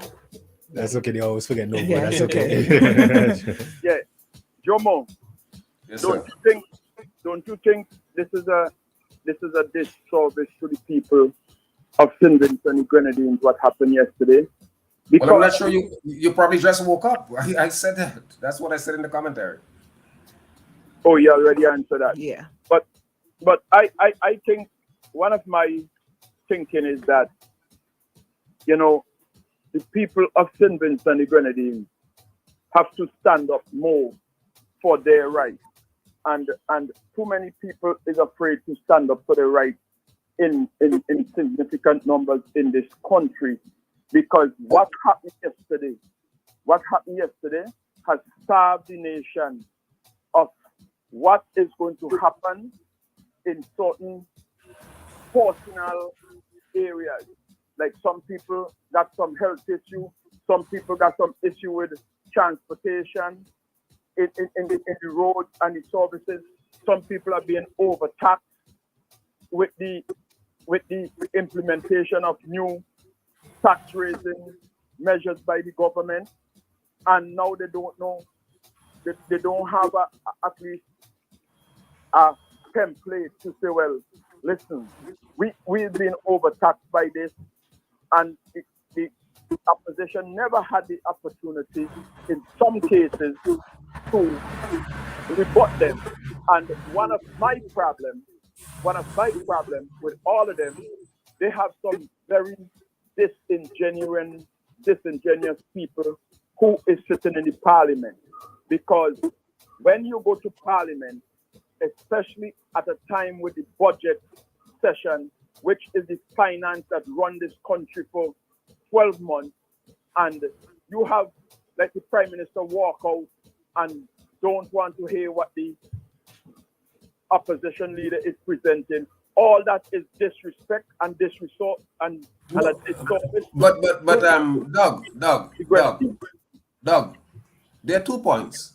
I heard opposition people making a big thing about Prime Minister Gonzalez walking out. I mean, I can see people talking about that as you genuflect to that almost. But that is not the central issue. Whether he wants to walk out or not, I don't think that you should spend a lot of time talking about his disrespect. I think, disrespect. Again, it goes against the tradition. People sat down and listened to you uninterrupted. You should sit and listen to your opponents uninterrupted. But that is not a big issue. The larger point you made, I think, is that the people need to stand up more. But I think that their responsibilities are different and separate. People are where they are for a particular reason. So the responsibility of leaders, of influencers, are different and far more important than the responsibility of the ordinary masses. Because the ordinary masses have to contend every day with keeping body and soul together. A significant portion of them are unemployed. A significant portion are underemployed. A significant portion are suffering from a tremendous amount of mental health problems. All of us are contending daily with attempting to keep body and soul together. So you can't equate, I think, the responsibility of people. The influencers, the leaders are the ones who have to get people to the point where they're willing to stand up. So I think sometimes we put too much on people and don't put enough as it regards to the failing of the responsibility of people, of influencers, of leaders, and so on and so forth. Okay, I think that point is necessary. I agree with you with that. But the other part that bothers me is that you know what time you're supposed to be in the parliament, and Agreed. You're running late. Agreed. Jomo, I have a serious problem with people in the tardiness when it comes to time. I have a serious problem in this country. You have an appointment for 10 o'clock, and you're walking out of wherever that appointment because people don't show up till all at 12 o'clock and 1 o'clock. But Doug, you know the critically important point you made and why it's so important. You can be sure, and I'm not so sure to what extent the opposition does this.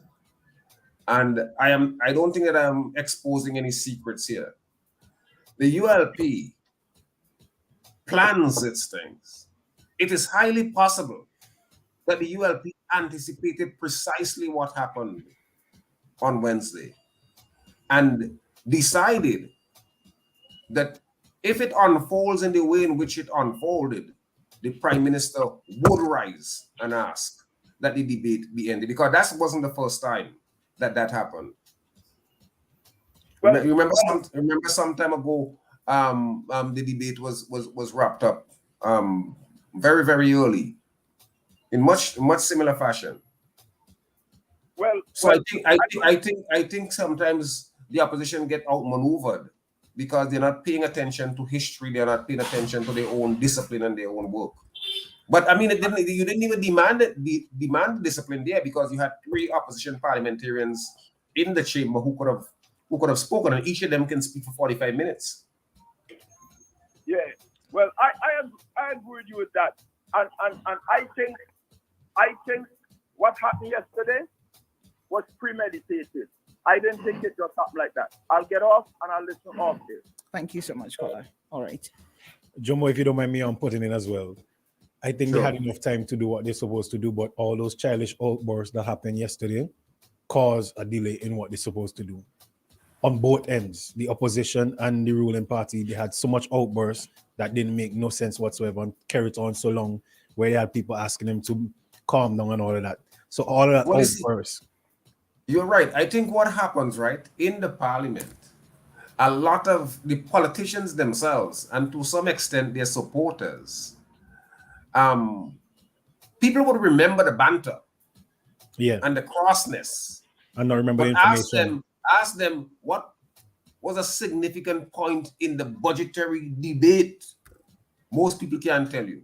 Exactly.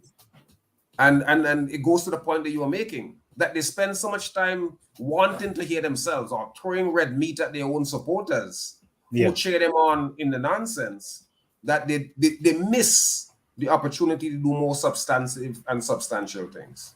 I think they're doing a great job at distracting us because now we have the entire social media posting about the outburst and not about the actual budget. But that's the point I'm making, and that's the point you're making. Something I want to put in real quick, right? Yeah. Council, is you mentioned that you think that they anticipated what was going to happen yesterday. What made you say that? Well, I mean, I have known Prime Minister Gonzalez for a long time, and Prime Minister Gonzalez is a man who some people play draft, and the Prime Minister plays what? A higher game. Could you repeat that for me, please? I think you broke up around there. I said that some people play draft. Oh, okay. Draft. And the Prime Minister plays a higher game.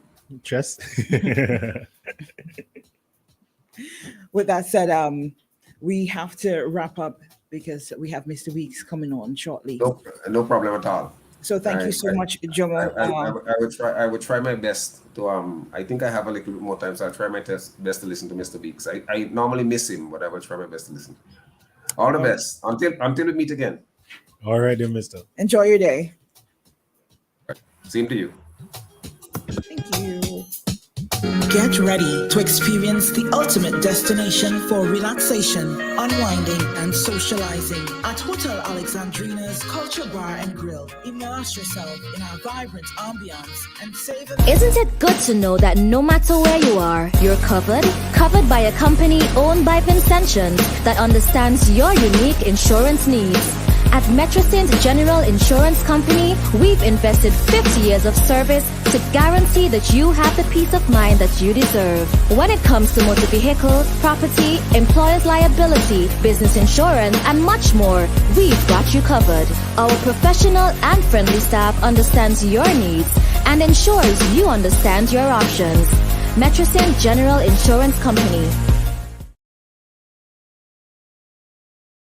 Welcome to Lane's Hardware Plus Arnersville for convenient shopping and parking. Where are we? Turn off at Arnersville Technical College Gap. One-stop shopping for house and home.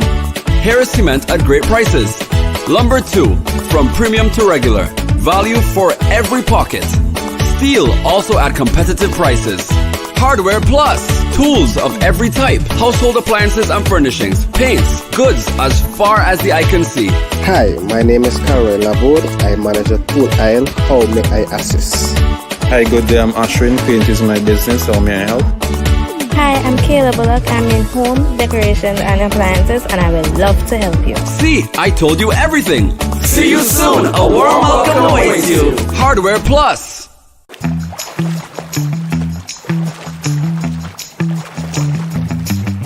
Welcome to Signature Restaurant, Bar, Lounge, and Event Center. Located on the VG Highway, a mere 12 minutes from the capital city, Kingston. Come and enjoy our daily drink and food specials, which cater to satisfy every craving. Our modern event center is outfitted to host any event. We offer on-site parking and trained professional staff with top-tier customer service second to none. So whether you're looking for an after-work line, Saturdays at the pool, or romantic Sunday dinner, contact us today at 1784-456-6518. Beautiful things don't ask for attention.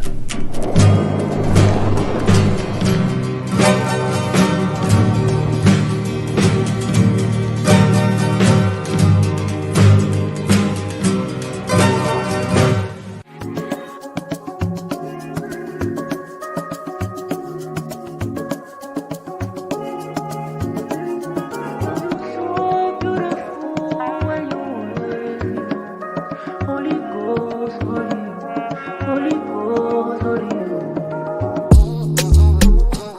How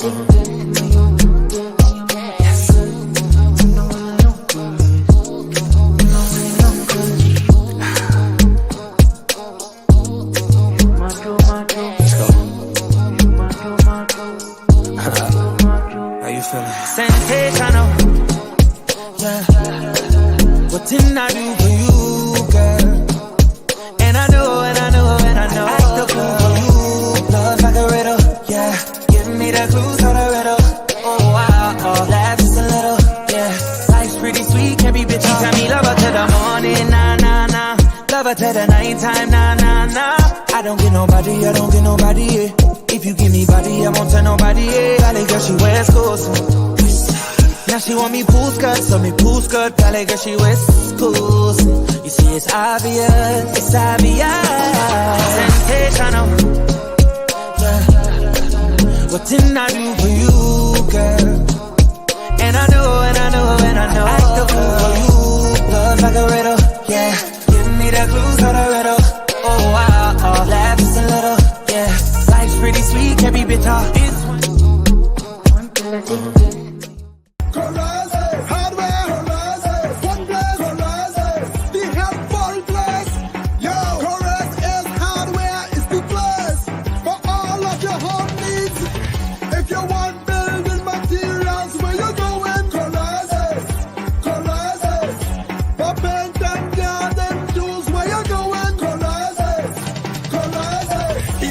cable is fine that at Corazes. We have everything for your home at Corazes. Located in Kingstown, located in Annisville.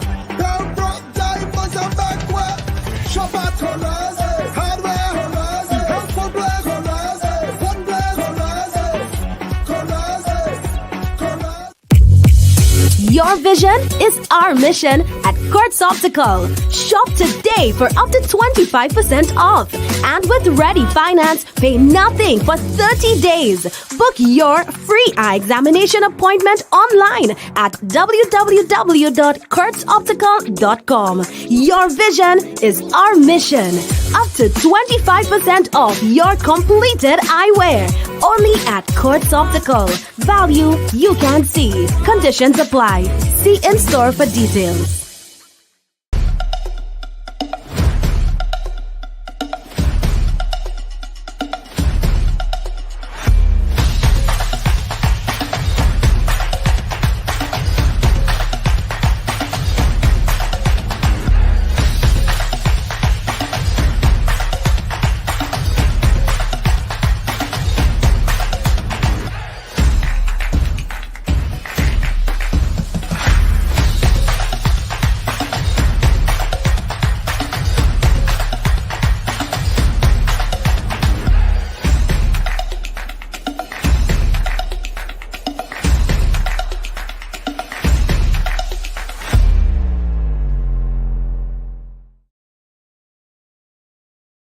Hello champions, I am Sinclair Stapleton, your best friend.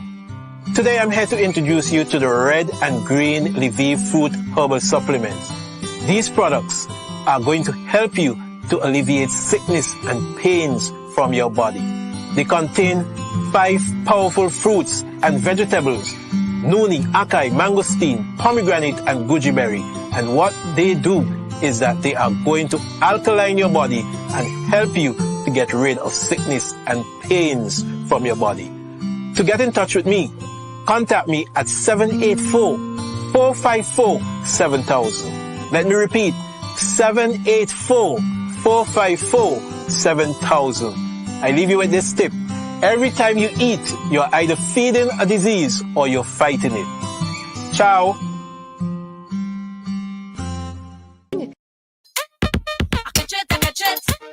The rhythm hit me, I'm feeling tipsy. The vibe at night and I feel like singing. Hands up in the air. Wind up like you don't care. Hands up in the air. Sun up and we don't care. It's man to a bumper, bumper to a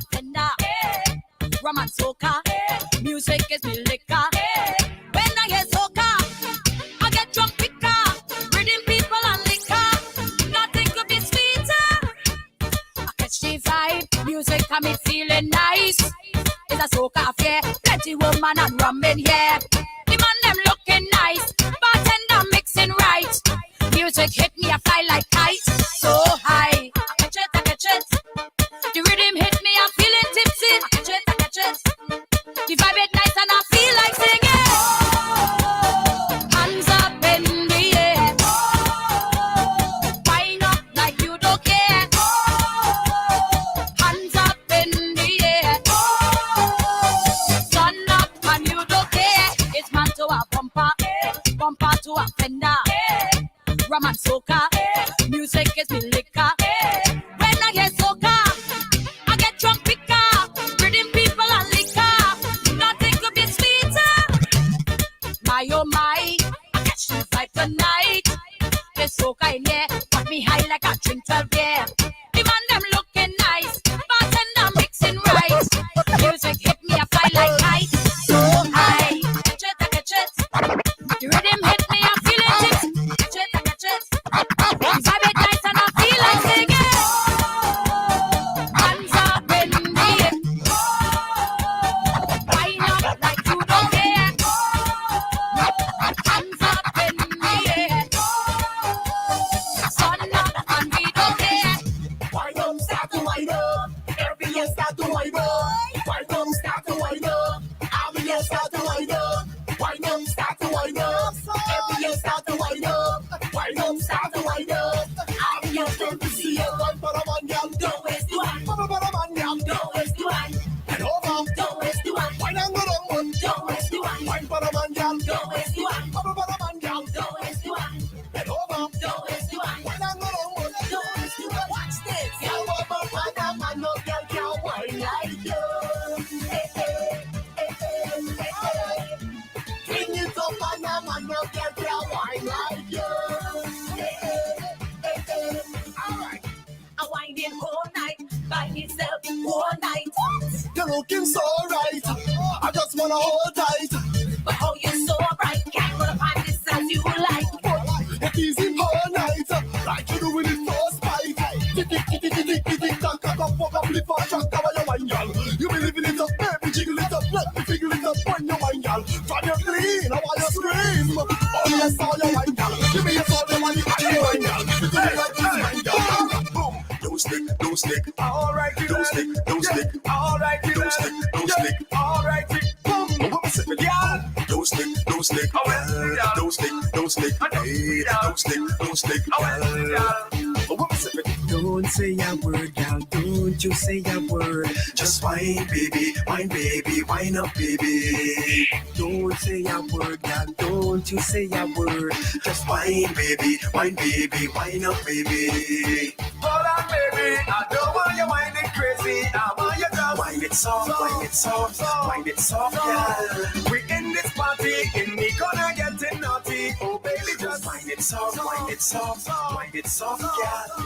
The number one morning show in the SVG. Morning. OMG in the morning. Come on now. OMG in the morning with Jill, Nova, and DJ Shady. Right now, we're waiting Mr. Weeks to call in.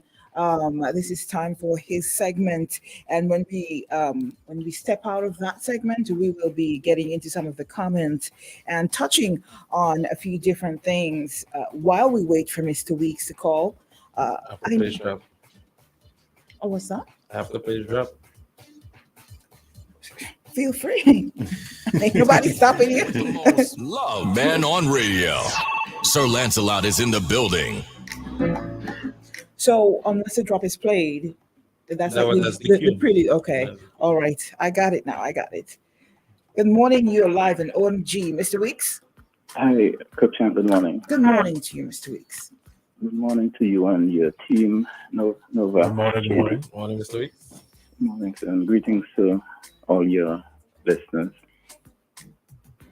This morning I want to be brief. I want to talk about the work of an NGO that has been operating in St. Vincent and the Grenadines for the last 12 years or so. Okay. That has been doing good work with some children of St. Vincent and the Grenadines. I have spoken about the work of the organization here from time to time, but in as much as we are commencing another program this Saturday, I want to talk a little bit about that. But in order to do it, I set the background. This organization is called the Science Initiative for Environmental and Conservation Education. As I said, it was registered in 2011. So has been doing work quietly since then. This organization is involved in a number of research projects, both on St. Vincent and in the Grenadines. These research projects are mainly around conservation effort. So, for example, the last major activity was held sometime in the middle of December, where stakeholders across St. Vincent and the Grenadines were brought together to develop a conservation plan for our endemic St. Vincent whistling frog.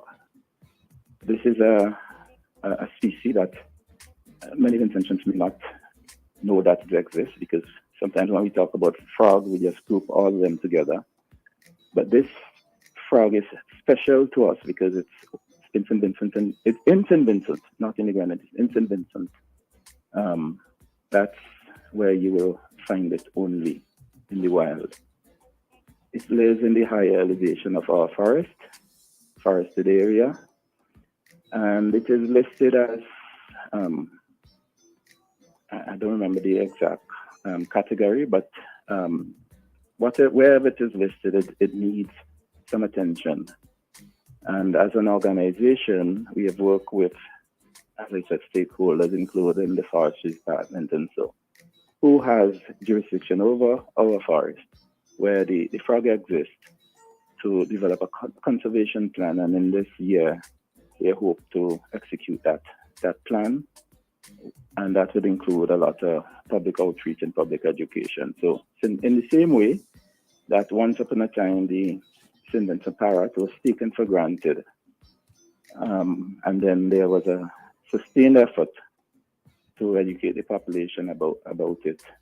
We're hoping to do that for the St. Vincent whistling frog and some of our endemics, because we have some important species in St. Vincent that we just take for granted. And if we are not careful, our future generation may not even know that they existed, because they may become extinct if efforts are not made to conserve them. Another important aspect of the work that science does is to bring children and young individuals into the field of science. And we do so by organizing programs that support the work of the schools. It's not presented in the same way that it's presented in school, because it's presented in a stimulating environment where persons learn by experience. The children learn by experience. So during what we have now come to call summer, we had a program for a number of young persons, age 7 to 17. And that program was really geared towards research, teaching these children about research, these young persons about research. And as part of that workshop, we brought in, apart from our own resource in the organization, because we have some good persons in the organization, persons trained in conservation biology, forestry management. We have a veterinary doctor in the organization, and so these persons would be the core. But in that program, we brought in other persons who were involved in research to present to them and actually take them out into the field to do research. I remember one night we were there until about 9 o'clock in a forested area around Kingston, in the environment of Kingston, where the children were actually engaged in research. So we do that kind of work, providing them with, as I said, a stimulating environment where they can learn about science generally, because that's one of the objectives, for them to learn about science generally and to become lovers of science if they're not already in that frame of mind. But do so through an environment in which they will love what they're doing. And a core part of the science that we introduce them to is conservation. So we have been having these programs since 2012, and we started with a group of children who are about 7 to 13, and we expanded that group over the years to include young persons 7 to 17, and we have them basically in two groups. So you have those whose median age is around 12. Well, the motor really is around 12, but they would stretch down to 7, and every now and then a parent who has a child that belongs to that particular age group would let me have a 6-year-old staying for the program whenever we are having it, whether it's a summer program or a regular Saturday morning programs. So we currently have a Saturday morning program going on for the age 7 to 17. And starting this Saturday, we're going to expand that program. We're going to have a group of children who are 4 to 7 years old. We call that group our kinder, or some of us prefer to say kinder, given the age group, scientists, and we intend to provide a stimulating environment fitting for their age group, fitting for their stage of development, but to guide them along the path of science and conservation. This program takes place at the Curator's House at the Botanic Garden, starting at 8:30 every Saturday.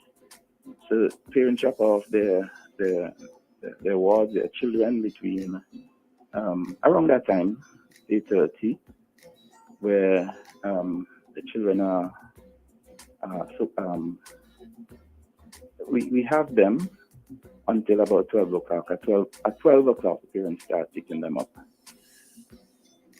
Involved in that program is we introduce these children to a lot of the concepts and the equipment that you would find in science labs and so forth.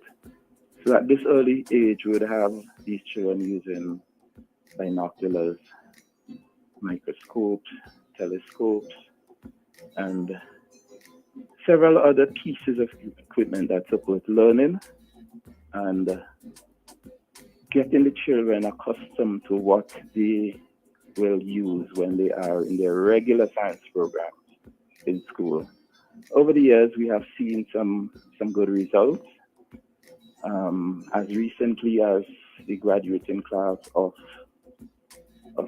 the CAPE students, we have one of our students who received one of the top awards, who have been with us maybe for the last, certainly over 5 years, maybe about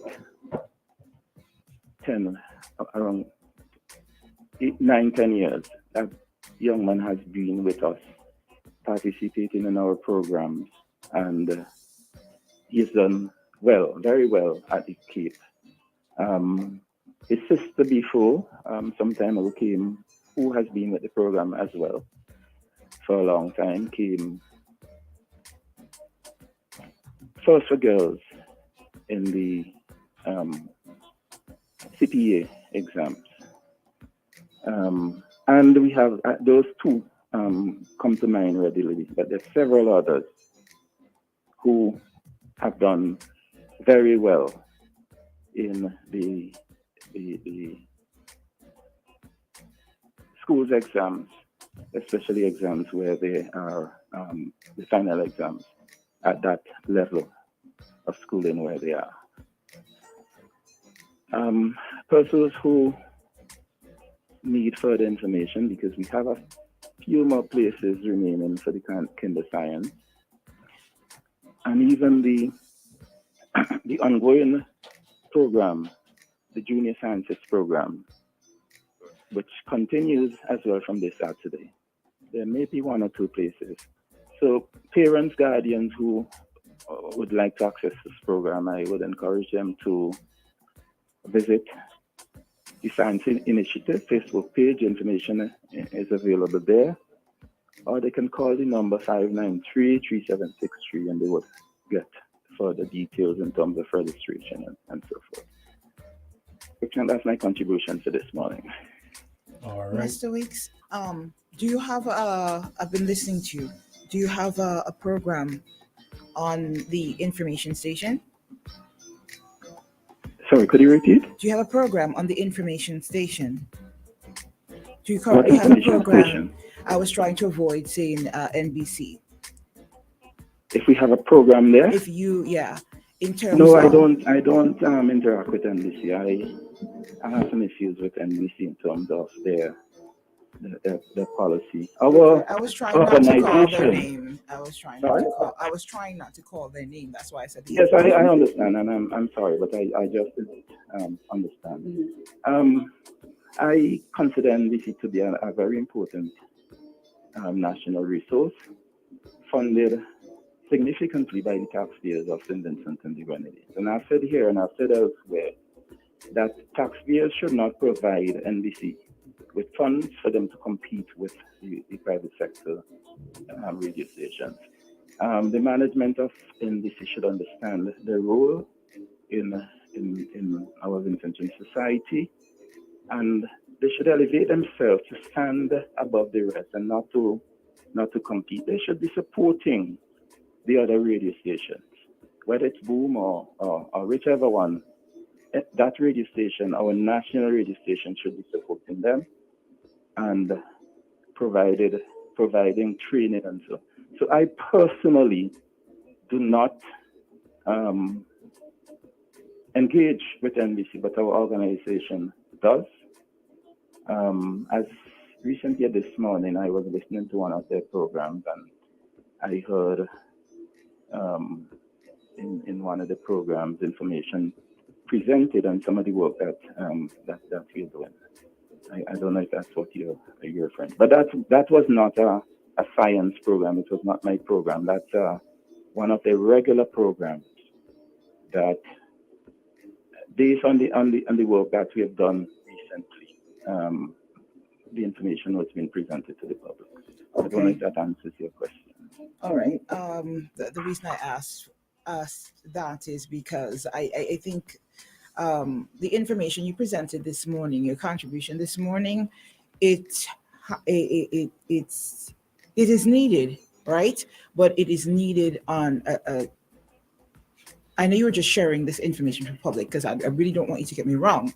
And it's valuable information, especially for who you want to participate and make aware of these programs, right? But I'm here listening to you, and I honestly think that you should have your own platform where you put this information out, because a lot of the times, since I've been coming on and listening to you, you have a lot of valuable information.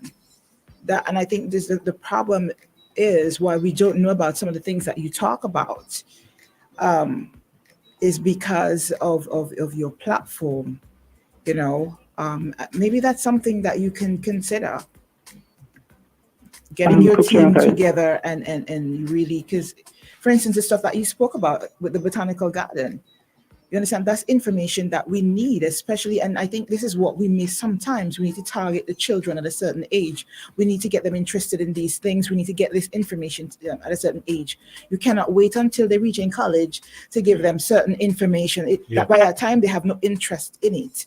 You know, so in regards to some of the information that you share here on OMG, I think you should really think about getting a platform. And I don't think it costs much. And that's what people are into these days. You understand what I'm saying? Like someone on the live said he needs a podcast for himself. Yeah. I'm not even talking about that, but being able for people to get this information. But do you do social media posts or anything like that? Or does the organization do social media posts? Yes, Nova. If you look for our, we have an account on Facebook that's under the Science Initiative. If you look there, you see a lot of the updates, a lot of the work. It's called Science Initiative? Yes. Okay. You will see a lot of the work that we have done recently and in the past. Coach Chang, to come back to the point you make, I hear you. I appreciate the point you make. I understand and I agree with you. But I don't know if you're aware that I have been on this program for maybe about 5 years now, maybe more. I was in the earlier slot and don't want to go back in terms of me giving up that slot and leaving that slot. But I've been here for a long time. I've been elsewhere. There's other programs that I participate in. Participated in over the years. But at this point in time, I want to focus on building the organization. Yes, we have programs where we get out the information. We do that. We go to schools. Because another important part of what we do is birding, which is a good pastime to have, as well as it has potential for livelihood. As recently as November, December, we, with support from the Forestry Department, our organization conducted training for about 15 individuals from the South Leeward to Central Leeward area, where we prepare them for livelihood. So all of them will not get into tour guiding. Some of them are already in tour guiding, and we give them a good 2-week program of training in tour guiding and birding in particular. So yes, I understand the point that you make, and it is something that we will do a bit more of in this year. So thanks for the encouragement. You're so welcome. You're so welcome, Mr. Weeks. If that's, you said that's your contribution. So thank you so much. Yes, that's my contribution. All right. Thank you, guys. Have a great day. You too.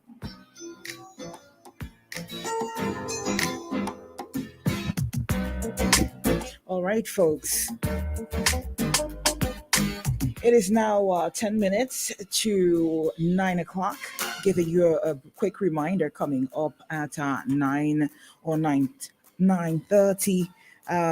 We have after 9. Remember, we are past that too, so we can go starting late. I was just mentioning yes. We have coming up shortly at 9 o'clock. We have, let me see. Raw Facts with Kenton King, or As I See It. We're going to call it that. He said, As I See It with Kenton King. So let me just put, that's the name of his program, As I See It with Kenton King. And I have to admit, I put forward a few names that were really, really good. Let me just drop out a few, right? Right? I said, all right, we could call it As a Matter of Fact. I think that was a really good one. The Truth in a Nutshell. I like that one.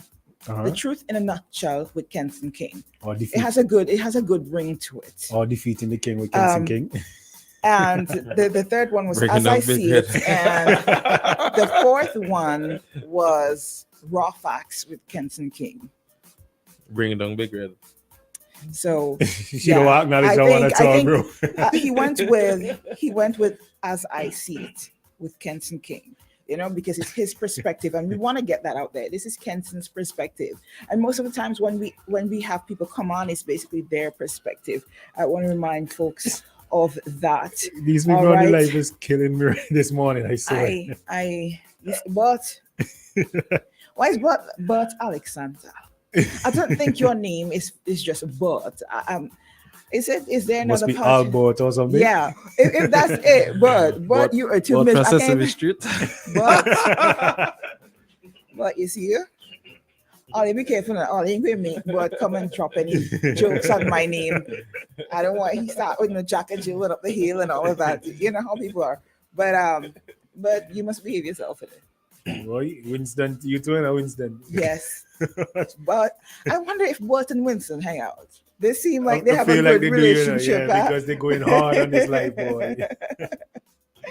But anyway, real quick, we have some live reads to get out, guys. We have responsibilities to our advertisers, which we have to meet each and every time. So don't forget, y'all who are here in St. Vincent and the Grenadines, and those of you who are living abroad also, when you come here and you're looking for a place to stay, you can check out Hotel Alexandrina. Or if you're coming up from the Grenadines, you don't have anywhere to stay, or you don't want to stay with relatives, or you want to have your own time, you know, or even if you're trying to do a staycation on mainland, check out Hotel Alexandrina. And while you're at it, Culture Bar and Grill. All right. It's located in Prospect. You can't miss it. Big sign, Hotel Alexandrina. Also, let's hear from Flo. We were having a conversation about Flo a while ago. Hub TV special. You want to take that one? Yes. Flow into the new year with a high-tech home surround sound system when you sign up for the new Hub TV and broadband package from Flow. Elevate your home entertainment with new features like pause, rewind, fast forward, record, voice command, and more. Enjoy the theater at home with this package for only $199 per month. All right, y'all. Paladin Securities, Paladin SVG Inc. You need to check them out. Of course, if you're serious about your safety and security, you need to check them out. Today they do consultations. All right, and they cater for you. They've definitely got you covered. Safety first every time. Paladin SVG Inc. Check them out. Today they're located on Sharp Street. All right, and I think most people know where that is, right on mainland. But you guys abroad, feel free to link up with them also. What else we got? Don't forget Woodsies have karaoke Monday nights. Yes, so you can with check them DJ out. Dennis. All right, guys. So if you like to sing your stress away, check out Woodsies. If you're looking for some good Caribbean food, check out Woodsies. If you're feeling a little bit nostalgic, you know, for that Caribbean vibe, that Caribbean energy, music. you know, Caribbean people, you know, Woodsies Bar and Restaurant. All right, they're located on 1133 Clarkson Avenue, Brooklyn, New York, 11212. All right, Definitely. and you never know, you pop in there, you might meet Bert. And all right, KCCU. You got something on them? You got something on them. Check out the Kingston Cooperative Credit Union today. I want to encourage everybody to get your children saving early. Think about your financial future. All right, whether you're trying to get a loan to study online or abroad, check out the Kingstown Cooperative Credit Union Limited. They can definitely assist you. They have good payback rates and so much more. They have a lot of initiatives and promotions that they normally do at the Kingstown Cooperative Yeah, and you can Credit unlock Union. up to $30,000 on just 7 interest rates on reducing balance for your tertiary education as well, man. So check them out. Mhm. And that is it. All right, Shady, take it away. We'll be right back, guys.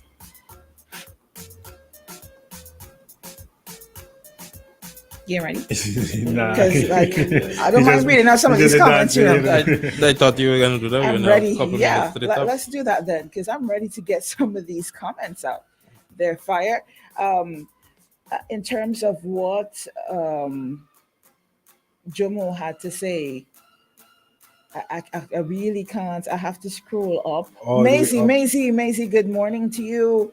Maisie is becoming like very popular in this live. He contributes a lot in terms of y'all. Anyway, these guys, Maisie seem to be a vibe. Blanks, good morning to you. I hope you're listening from Pole Yard this morning as well, Blanks. So shout out to you. Always listening from Pole Yard. And Well, shout out to Shannon as well. we don't want to encourage him to sleep out. You know. All right. Someone said, "Oh, again, what happened? This is a very sad and bad thing for the country. These European politicians is going to be sorry about this in 2024, about this 2024 non-budget." People had things to say about that. Someone said the whole idea of a shadow minister is to listen to the minister's presentation, then respond for the opposition to speak on budget before the respective minister's presentation. It's like putting the cart before the horse. I hear you there. What else are you seeing that I am not? You know, you said something that I agree on wholeheartedly and that I have noticed. Yeah. And it's a kind of a trick also, if you're paying attention. And since I started paying attention and really listening to the budget and showing a lot of interest in it, and not just because I have to come and talk about it or listen to it, but because it affects me and everybody, in my realm, right? I notice a lot of the times when these ministers, they come together, and they have their little outbursts and they misbehave and they throw words here and there and insult each other, and right now it's becoming a thing that they're doing. It distracts from what they're actually, all the important matters at hand that they have to discuss, that are relevant and pertinent to us, to our livelihood, how we go about our day. It affects us, directly. We're distracted from that, and that is why a lot of things that are able to pass. It's past, but I don't think we care like that because, again, social media has proven to be, not only social media, but has proven to gravitate to any minister's outbursts and cuss each other. That's all they push. That's all they seem to and push. they don't push the actual information of the budget. Haven't seen anybody, a lot of people post the budget from before. Now they're pushing that they're outbursts and all the cursing. I see a bunch of college students in parliament and everybody laughing. And I'm like, this is where we're supposed to be impressed about. Exactly. This is what we're supposed to be and happy this is about. why young people aren't getting that involved in politics, because to them it is not something that is serious. They do not really and truly see how you have your one or two that would, get drawn in, who are grounded and are aware. They're on a level where they pay interest in it because they see how it affects them. You have that one or two set of young people that would pay attention. But how do you pull from the pool that we have now and get them involved in politics when all of this is going on? What is crazy too, these are the people who are going to inspire a generation of themselves. So they know, hey, when we go in politics, we're not going to take anything serious. We're just going to shout at each other and give disrespectful slurs and all kind of things. These are the people that we're inspiring now to, It's not even just that. Also, it's a distraction that is very costly, because questions that would have been posed to them, I'm sure, probably would have gotten you get sidetracked, would have get lost in everything. I think we really need to do better. People are always talking about initiatives that, for instance, pulling young people into politics in terms of getting them interested in what is going on in the country. How are you going to reach them now with all of this? How? I mean, at this point, it's entertainment, and young people are going to get into it because of entertainment. It seems like it's a fun thing and not a serious thing about the country anymore. I think we're failing them. I think the ministers are failing them. And something else really quick before we go to the top of the hour, I noticed there are the Speaker of the House is a woman, right? I think there are 3 female ministers in there. 3? Yeah. I think the secretary is a female, and there's another one in there, right? But let's deal with the ministers first and foremost. we have like 3 female ministers in there, and I have yet to see these ministers come forward with anything having to do with, in terms of rape, sexual abuse, dealing with matters that affect females directly. Well, I really, that's something that really confounds me. They're probably just aesthetics.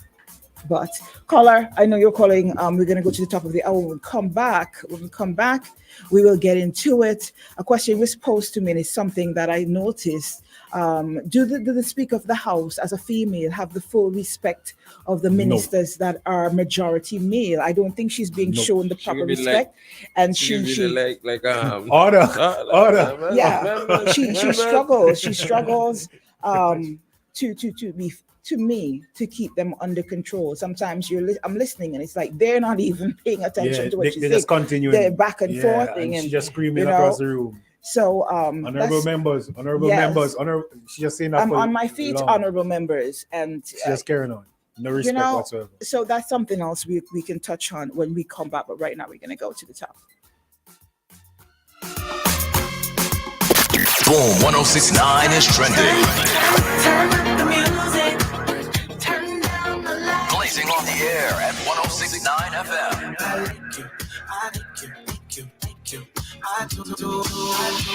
What does this button do? Lord, have mercy.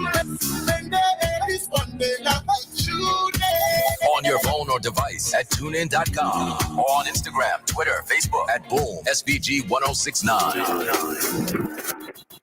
We giving you the best throwback.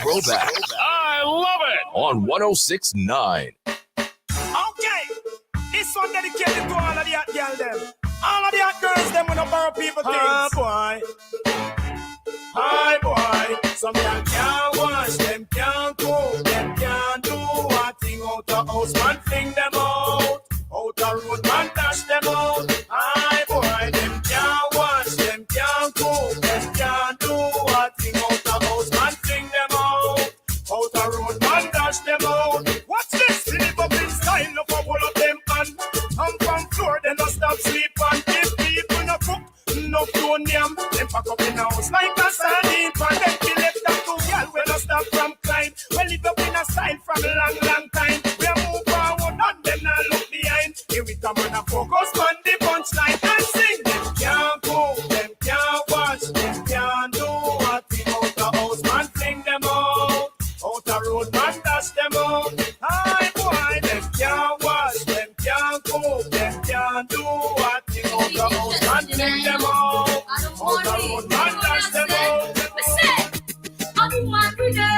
We find lucky, I'll never pay. We can truly lucky, we not play the game. Cause we know sucky, we use them and tell them no. We say, a woman we name. So we find lucky, I'll never play. We can truly lucky, we not play the game. Cause we know sucky, we use them and tell them no.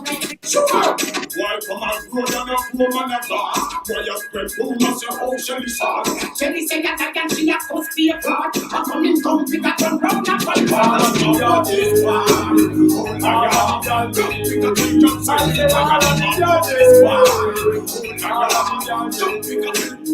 How many targets are too money?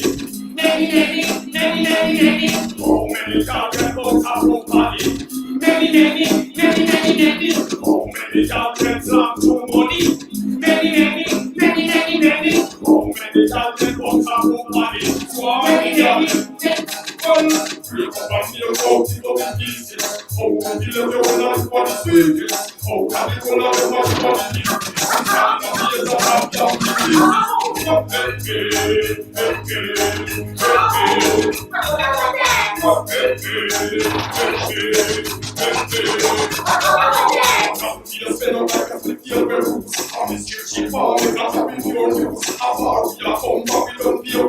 I wish you never deal with that one with rules.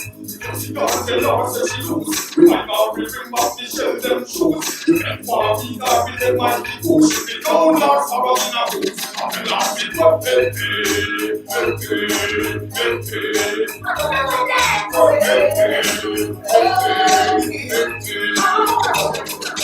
I'm gonna cook everything I see my dome. You shall see when the go from the dawn. Then I mix on the apple and the plum. Don't let me down, don't let me down.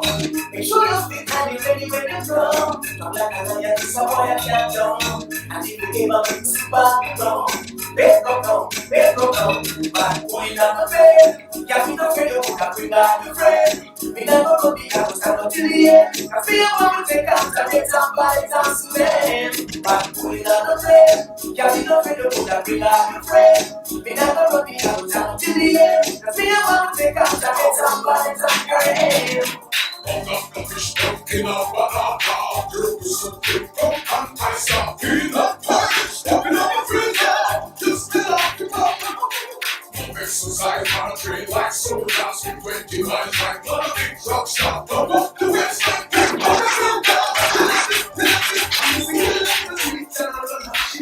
I just want you man to be fresh up myself. I won't let you roll and I take my quick food. You know women know you live better, you cool. I friends them until I see my test up the boy. Cause who feels and knows it, I'm taking the time. Cause late in the night when you're begging to stop, that's when it's warm and just ready to stop.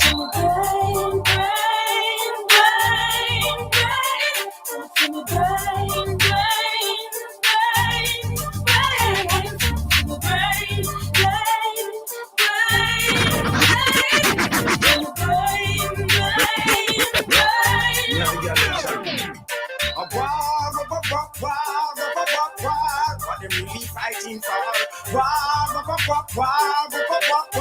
Heavy man a turn gun down. But me and me girl them a fan. The number one morning show in the SVG. Morning. OMG in the morning. Come on now. OMG in the morning. It's a beautiful Thursday morning here. It's kind of overcast. I see the sun is just coming out. But note, like I said earlier this morning, that of course we're gonna get some intermittent rain throughout the day. But don't let that ruin your day. Yes. Shady would have pointed out some things to me. Shady and Nova. Shady told me I was cold. I don't think so. I think I am one of the least cold people. I'm sunny. I'm bright. Nah, he meant the AC made you cold. Man. That's what you're talking about. No. All right, guys. So 9 minutes past the 9 o'clock hour.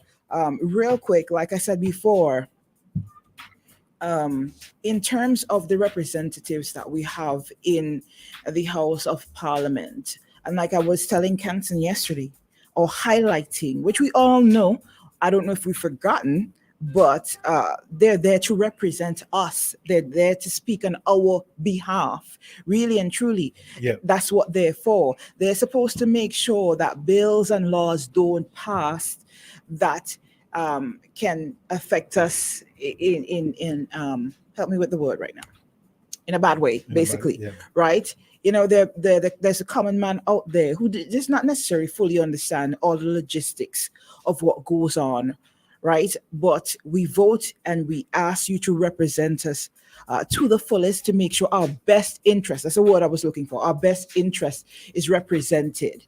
You know, and I'm really and truly not seeing that. Everybody have their own agenda that they're trying to push through. Now, I'm not sure if when they started and they got into politics, you know, they had their things that they wanted to get done. Yeah. Because as a woman, when you go in there, you want to make positive changes, not just on behalf of the people, but especially for women, because you would see how some things are adversely affecting us as a gender, right? So you would go in there with that. Why you laugh? Shady, why you laugh? Why you laugh, I'm Shady? curious, Shady. Why you laugh, bro? I'm just saying, Shady, why you and laugh? when they go there, I don't know if they're not motivated anymore, or they lose interest, or they get distracted, because I don't see much initiatives being pushed forward for women. I think it's just aesthetics. They just Yeah, look good in local, there. local. Good morning, you're live on OMG. Yeah, good morning. Good morning to you. Dave Roberts. Dave, how are you? Happy New Year to you, Dave. It's good to hear your voice. Same to you, my dear. And when I speak, I don't speak as no political fanatic, because in my humble opinion, what happens in our country from day to day is bigger than the narrow, hypocritical politics that we are confronted by each day. I've lived long enough. I'm not a youngster anymore, as such as when I used to be. I could have easily indulged in all the bad habits and so on. But thank God, I was brought up in a way, disciplined to stay away from all the atrocities in life. I'm not saying I haven't sinned, because one of my favorite quotations from the Bible is that I have sinned and come short of the glory of God. So nobody can fool me with that. But you know something? What I cannot appreciate, this is the year 2024, a new year, so to speak, as they would say. And when I look at what is going on by our so-called leaders, and I deliberately say so-called leaders, in terms of making this nation a better nation, I haven't got any hope in them at all. We want, for those of you, like I said, I've lived long with all these sinful actions, and I was never motivated. Like the Prime Minister said, I don't know how you Jill feel about this. When he can't go to the crime situation, he say, what? Those fellas are killing one another to maintain high maintenance. Don't even get me started, Dave. That's it. Don't even get me started. That's a big insult. I know it is. Don't even get me started. Dave. It's a big insult. That's a lot. But how many of us listen to these things? And when I look at the women, them who lego themselves, let me talk it like that now, who lego themselves to these people, they can't help it, because that's how they're being led, misled, brainwashed, and fooled for a few dollars and so on. How long will those dollars last them? These are the questions we need to be asking ourselves. I know that, you know, I don't know. I don't know how, if I were to come back young again, I can't live in this world. No, I couldn't live in this world if I were to come back. But I done there already, and I had to see how I can deal. Well, thank God I'm not mobile as I used to be. Right? All right. So all of this is teaching me a big lesson, and I really hope and pray that a Jill or some young, well-meaning person can arise and take us out of this situation, or to make life better for future generations. That's my contribution. Thank you so much, Dave. And don't worry, you'll be out of all this soon. All right? Thank you. All right. Joe, why you gonna call my name when I say selling my nationality, Joe? Why you gonna call my name for that? I did not call you. I didn't call your name. Real quick, Kenson, this is your time, but I have to say, Kenson, it's the first time I think you said something I did not agree with, and I'll tell you what it is. Let me just take this call real quick. Good morning. Okay, Kenson said that every time you hear people say, let me just get it real quick. I don't want to misquote him. When I hear people saying we need younger people in politics, I simply brush it off, because what are they going to do? And that right there, Kenson, I think is, oh my gosh, it is one of the things, it's one of the contributing factors that hinders us, because people would feel, Kenson, because you're a young man. You're not old, Kenson. Yeah. I've seen you. I don't know how old you are. I'm assuming that you're probably in your 40s. Yeah, like, I don't know if like I'm being 49, generous. 50. I don't know. He's probably in his early 40s, Just late playing. 30s. I'm not sure, Kenson. But we'll have this discussion when you come on also, you know, and you, numerous people have told Kenson, you know, Yeah. he's very outspoken. He knows the law. You should get, you know, do something about it. Use your gift, your knowledge of politics. But Get isn't he doing into, something? Oh, you want him to be a become a politician? representative. No. People have told him that. That's what I'm saying. Oh. Numerous people would have told Kenson this, you know, do something with what you have. And we need a young Kenson. Yes, young people may not have the experience that is required to go in there, bamboozle people, to sweet talk other officials, you know, to make some shady moves that are necessary for the country. But what we do have is the foresight to create change, Kenson. You understand? And I think that comes with a lot of power also. I don't think we just need a bunch of old people. It's a bunch of old people that have us where we are now. Is what you're saying? What? No, I'm saying that is, and people talk about it. There are a lot of places here. Okay. There are a lot of, all right, for instance, the CDC, right? Yeah. I remember people saying that. I remember people saying, Jesus. I'm quoting, I remember people saying Yeah. that they need to get rid of all the old people there. It's a bunch of old people. Uh-huh. And after that was said, you saw what happened, right? They started making changes and getting young people involved. That's how. What are you talking about? That's the same people in no, charge. No. You have I think Bomani is currently involved in some aspect of CDC. We have but Essie him and Rodney and all those were always involved in it. not to the level that they were at that point. Yes, they were involved, but they didn't have any kind of responsibility to make any kind of good decisions to affect change, etc., etc. So you see what I'm saying? We're asking for change, but with change come these things. You need new blood. You can't just have the Kenson Harper and Carlton. Harper and Carlton, Kenson. She feel like Kenson, as I see it, come.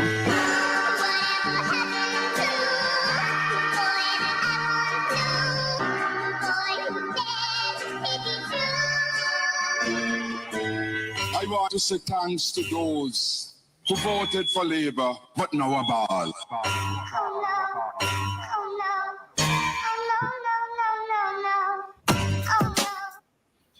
Good morning, Jill and Shady and Nova. What's going on, brother? Good morning. I'm good, man. I was calling Mario just now to buy me a Guinness. The dance was hot, but Mario, I see what Mario does, eh? Mario hides himself, and then, you know, when he thinks he could come after Shady, you know, he does that and then go back into the corner to hide. Sneak attacks. Yeah. Red people thing.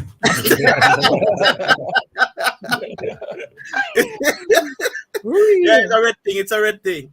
Now, Jill, you did exactly what I wanted you to do. I thought you missed it, eh? I swore you missed it. And that is why I put it there and I didn't elaborate. And you walked right into what I wanted you to walk into. Wow. Yeah, you're moving like the government now. They know. Yes.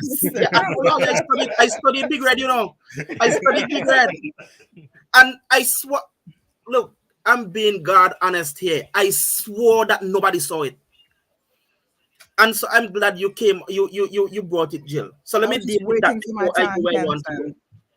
No, let me explain it now. Right? And I think then you will understand what I was saying. Two things you raised. One, Nova raised the issue of the college students in the house yesterday. Yeah. And I was going to comment and say, oh, Nova, you saw it too. But I said, I'll deal with it when I come on. And then you, Jill, spoke about the females in the house. And I made a comment, but I don't think you saw that one. Now, to deal with first what Nova said, and I'm going to try to get through this quick because I want to speak about a part of what Jomo spoke about this morning, which I had to talk about. Now, yesterday, the cameras just happened to pan to the gallery when Ralph stood up and tried to disrespect Senator Bruce, right, about communication. And you saw the response, and that is what Nova was talking about. You saw the response of the college students. That was like the highlight for them. And then Nova said something about seeing the kind of discourse on social media. Nothing about the budget. True. but about the diss per se, or that piece of drama in the house. And that is done simply by design. And I'm going to come to that part about with you, Jill, about the females. Because you know the reason why I mentioned this thing about the young people? What are the young people presently learning? Presently, what the young people are learning is that going to the house, don't study to fight for the people, don't study to deal with the people's business, but see who could diss who and create drama. Yeah. And that is what people are going to remember. That is what apparently pulls people and give votes. Yes. And so the younger people, that is why I say I brush it off and I laugh. Because what are they being taught, Jill? What morals, what ethics are they getting to go into the house? Are they really people-centered? Are they really country-centered? Or is it where I just want to go into the house, make some money, talk, diss some people, and that's it? You see what I was getting at now? I'm hearing you.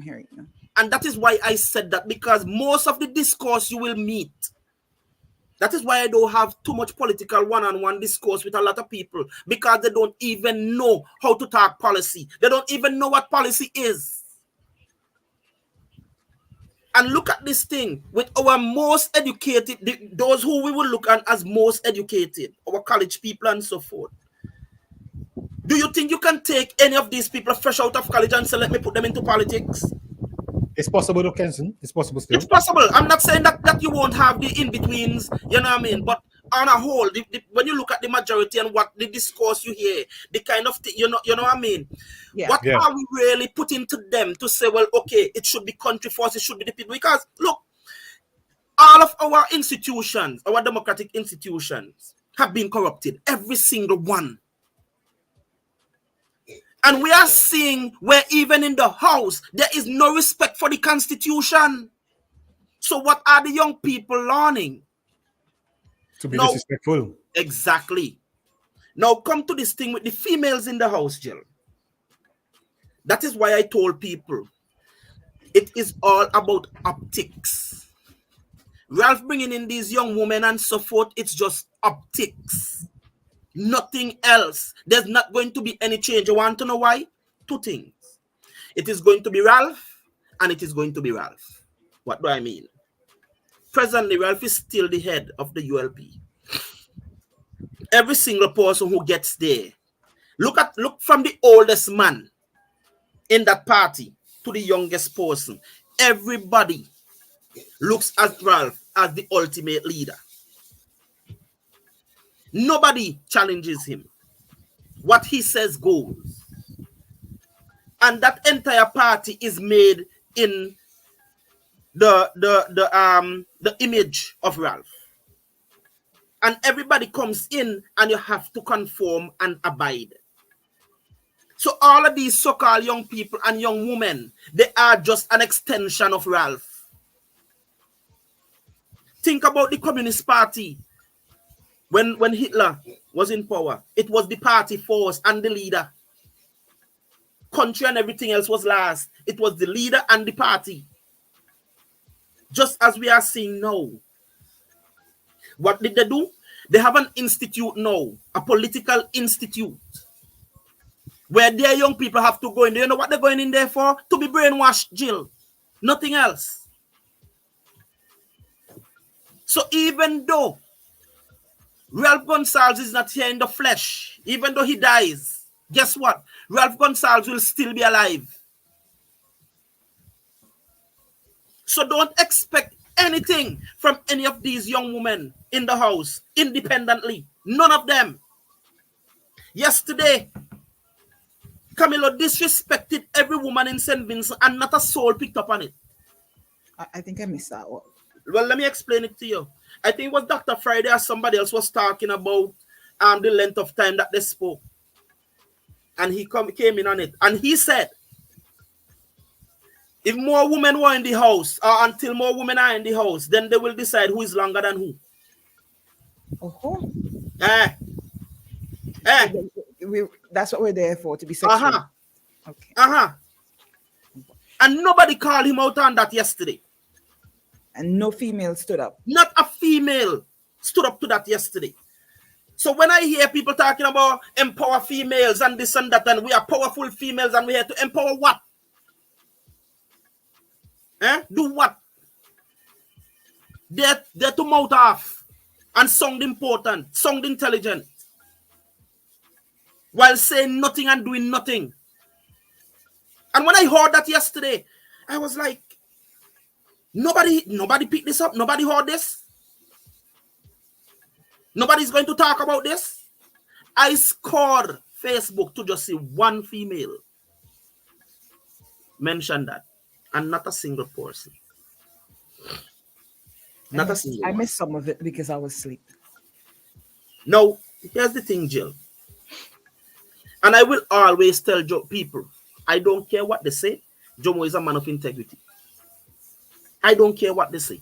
They could talk about, oh, Jomo this, that, oh, he been part of them. Yes. Yes. So what? Jomo was a part of them, yes, but he was still such a thorn in Ralph's side that Ralph had to ask him in Parliament, you have me in your crack? Which other person on the ULP side you ever hear Ralph have to ask that? While he was there walking with them. And here he is this morning again, could come and say, I made a foolish and stupid mistake. And it was after I went and I looked at the Constitution and I realized, wait, boy, this thing is in the Constitution, so no other lesser law could have overcome this, so could have superseded this. And he came publicly, still as speaker, and said, I made a mistake. Now, when I hear people talk about, well, Jill, I heard you guys say nobody respects the speaker. Listen to me. I don't respect the speaker. The speaker has shown herself to be bad. Listen, I thought Hendrickson was bad enough. I thought Hendricks Alexander was bad. But Miss Ford was. Now worse than no. Worse. I have seen where she is there in the house and Ralph is up on his feet doing what he wants and she not. There's the woman say, Prime Minister, sit down. Jomo has been the only speaker during this time who would say, Prime Minister, take your seat. Every one of them are afraid. Which brings me to the other thing that I wanted to talk about. The way that they behaved yesterday. Brother, listen. You think that what happened yesterday with them wrapping up the budget was by chance? They planned that. Because I'll tell you something. They are afraid to even come and discuss their very own budget. You know what scared them? And Camilo kind of alluded to it yesterday. Everybody, bipartisanly, are talking about the rising fees and taxes. That scares them. So is that what you said that they planned that? Is that why you said that they planned that? No, well, yes, so I'll get to that, how the planning went. They knew. Well, before I go to that. They know that they presented nothing but a tax budget. As they have been doing for years now. But people now are more attentive. Let me say something here, Jill. Do you know that we have actually have a raise in VAT in this country after this budget? Let me explain something to you. I heard it being hinted that it's going to happen. Yeah, but it don't happen. And let me show you how it has happened. Again, these people think they play chess and everybody playing checkers. I'm playing chess right along with them. Because here's the thing. With the rise in license fees, right? You now have where all of these supermarkets and so forth that have multiple trucks, multiple vehicles, even the service trucks that have to bring the containers and so forth. Guess what happened? all of them has a rise in license fees. Do you think that these people love you and me enough, Jill, to say, you know what? Let we allow them to cut into our profit, and we love Kenson and Jill and Nova and Shady so much that we wouldn't pass it on to them. Who the hell you think that's going to pass on to?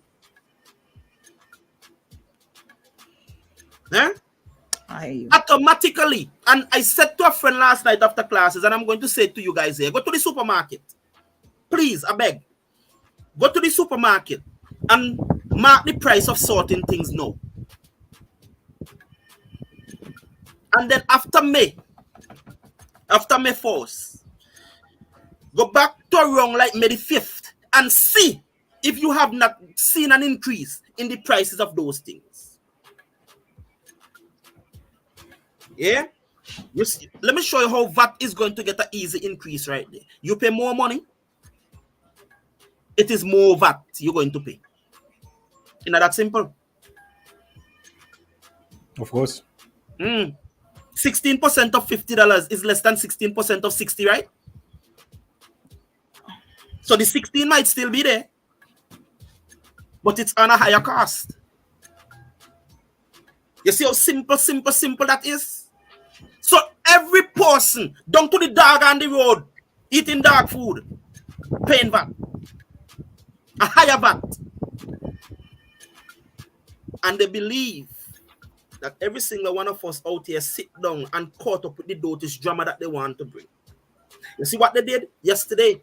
Camilo didn't even want to. Just look at this, and I kind of disagree with Jomo with something he said this morning.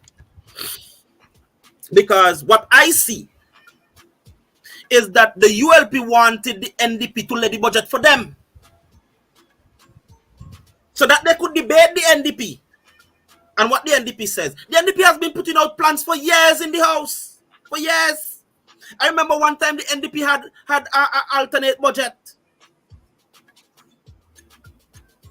where each member of the NDP spoke and put forward plans. You know what the ULP always do? And I applaud the NDP for not biting the issue of NIS and for not going forward with dealing with things for them and putting plans out there. And Camilo alluded to it yesterday again. Because he was like, oh, he hear Dr. Friday talk about economic plan, what the NDP would do. And then I talk about CBI, and then I talk about China. For what? For what? To give you talking points to stray away so that you could take people's attention from what they have seen the budget is. That is all they wanted, you know. They were looking for easy cop out. These things are so elementary. I'm wondering how they think they're smart. Because if nobody like me out here could see that, more educated person must be able to see that. Every single time, yeah, the NDP put some plans out there. What do the ULP do? They come, they paint them, give them a nice name, and come and present them like it's theirs. But I always say they are scribblers. Because they could never ever get them to go through in full and fulfill them. Because they don't know the walk-in. They only get the answer, but they don't know the walk-in.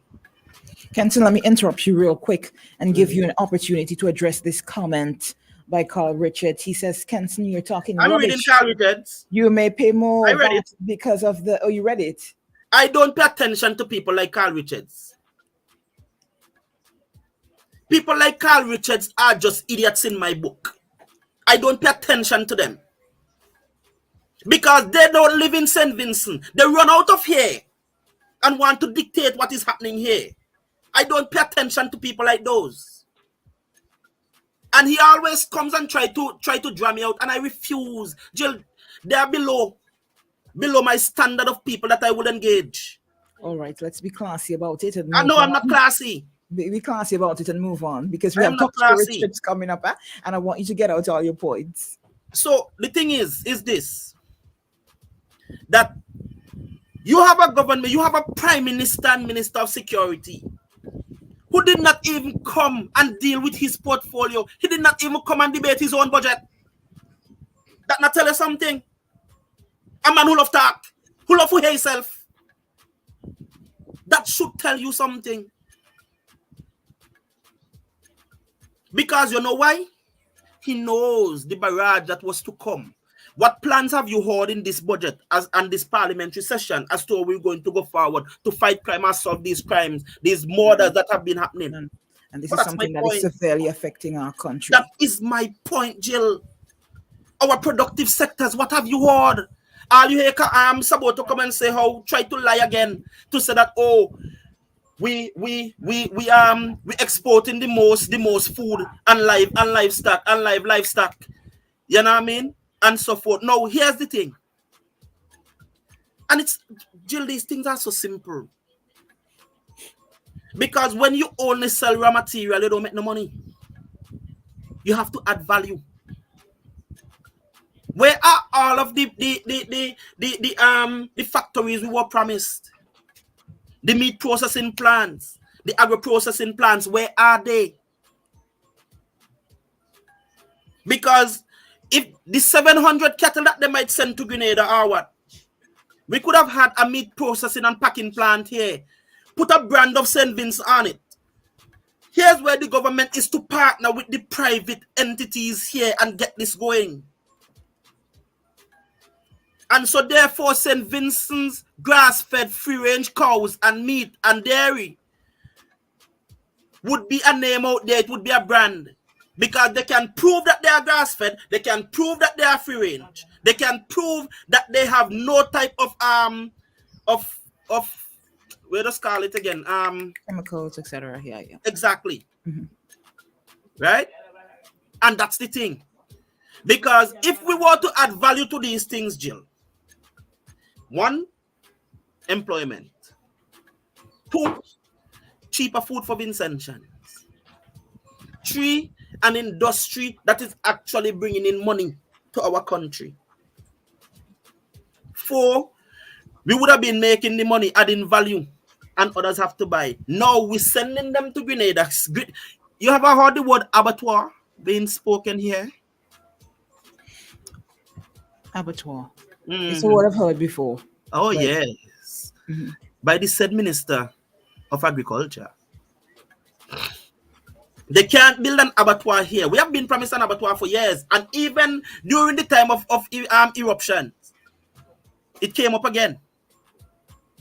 But we can't buy it here. But we're sending all our cattle to go into an abattoir in Grenada.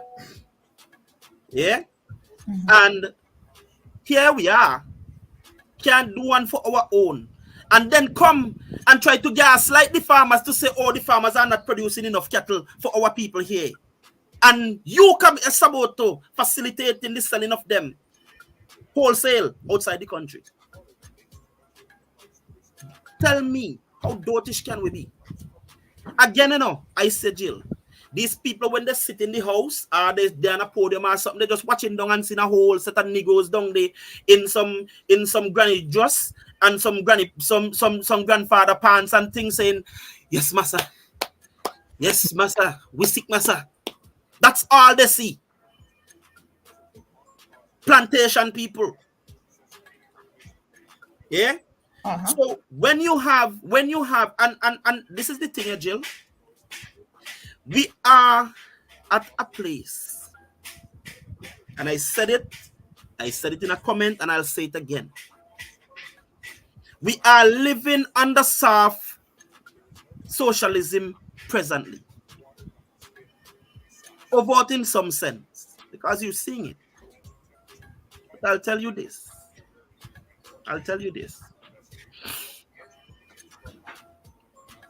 If people don't realize that this coming election here is a fight for our very souls, a fight for our very democracy, they are lost.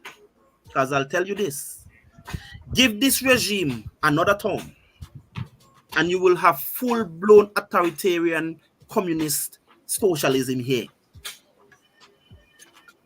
Overtly. The constitution will just be there for a sham. Because they're already trampling on it. Kenton, I have to ask you to wrap up quickly. So again, well, I'm going to wrap up. So this is the thing, Jill.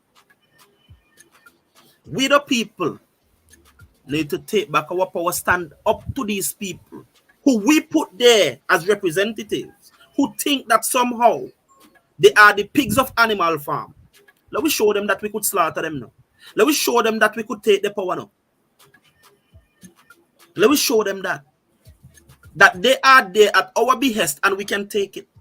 Because I'll tell you this, it comes right down now to the people. Not no politician, not no NDP, not no PPP or DRP, but us. And if we don't recognize that each and every one of our institutions that should be there to protect our democracy have been corrupted, infiltrated, and corrupted, we better start to wake up, sit, and do something about it. Thank you, Jill. You're welcome. And that's it. That's As I See It with Kenson King. Thank you so much. Join us again tomorrow for yet another edition.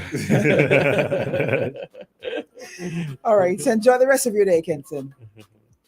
Guys, we're going to take a commercial break and we will be right back. Don't forget, we're going to have to make some time for our Pastor Richards as he comes through and make his contribution for today at 9:45. So let's go. OMG in the morning. Isn't it good to know that no matter where you are, you're covered? Covered by a company owned by Vincentians that understands your unique insurance needs. At Metrosint General Insurance Company, we've invested 50 years of service to guarantee that you have the peace of mind that you deserve. When it comes to motor vehicle, property, employer's liability, business insurance, and much more, we've got you covered. Our professional and friendly staff understands your needs and ensures you understand your options. Metrosint General Insurance Company.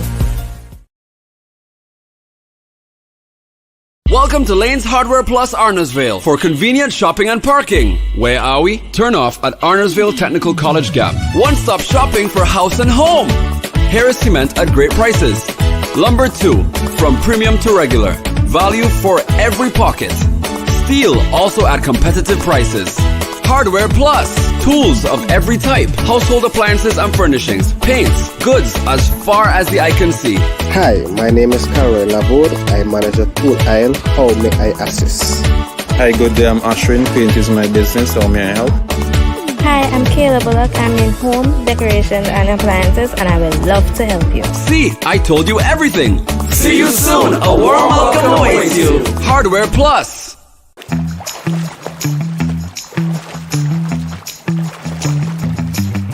Welcome to Signature Restaurant, Bar, Lounge, and Event Center. Located on the VG Highway, a mere 12 minutes from the capital city, Kingston. Come and enjoy our daily drink and food specials, which cater to satisfy every craving. Our modern event center is outfitted to host any event. We offer on-site parking and trained professional staff with top-tier customer service second to none.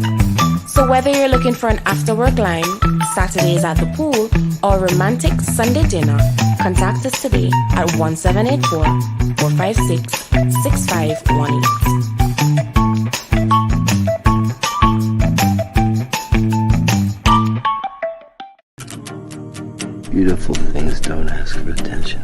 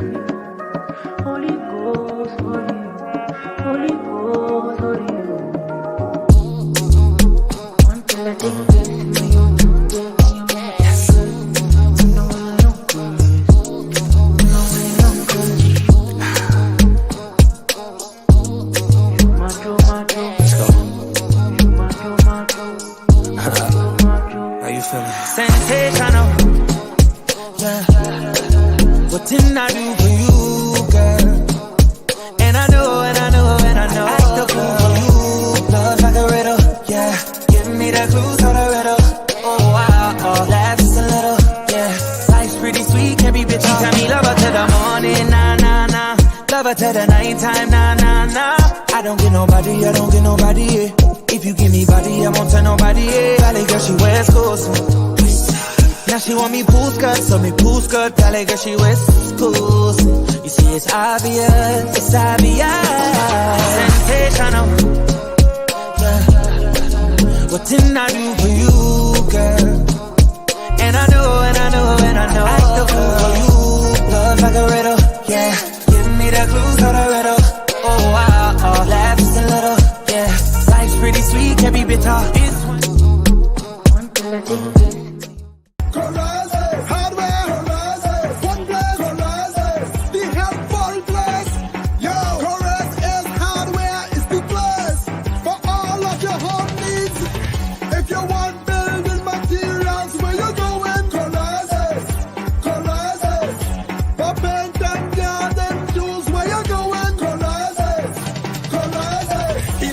cables, find that at Corazes. We have everything for your home at Corazes. Located in Kingstown, located in Annisville. Pembroke, Diamonds and Backwell. Shop at Corazes. Hardware Corazes. Help for Black Corazes. One Black Corazes. Your vision is our mission at Quartz Optical. Shop today for up to 25% off. And with Ready Finance, pay nothing for 30 days. Book your free eye examination appointment on of that college education. Lotto, you have to be in it to win it. Next Lotto jackpot, $407,000. Let's check in with the doc and look at things with a wider lens. Pastor Richards on OMG.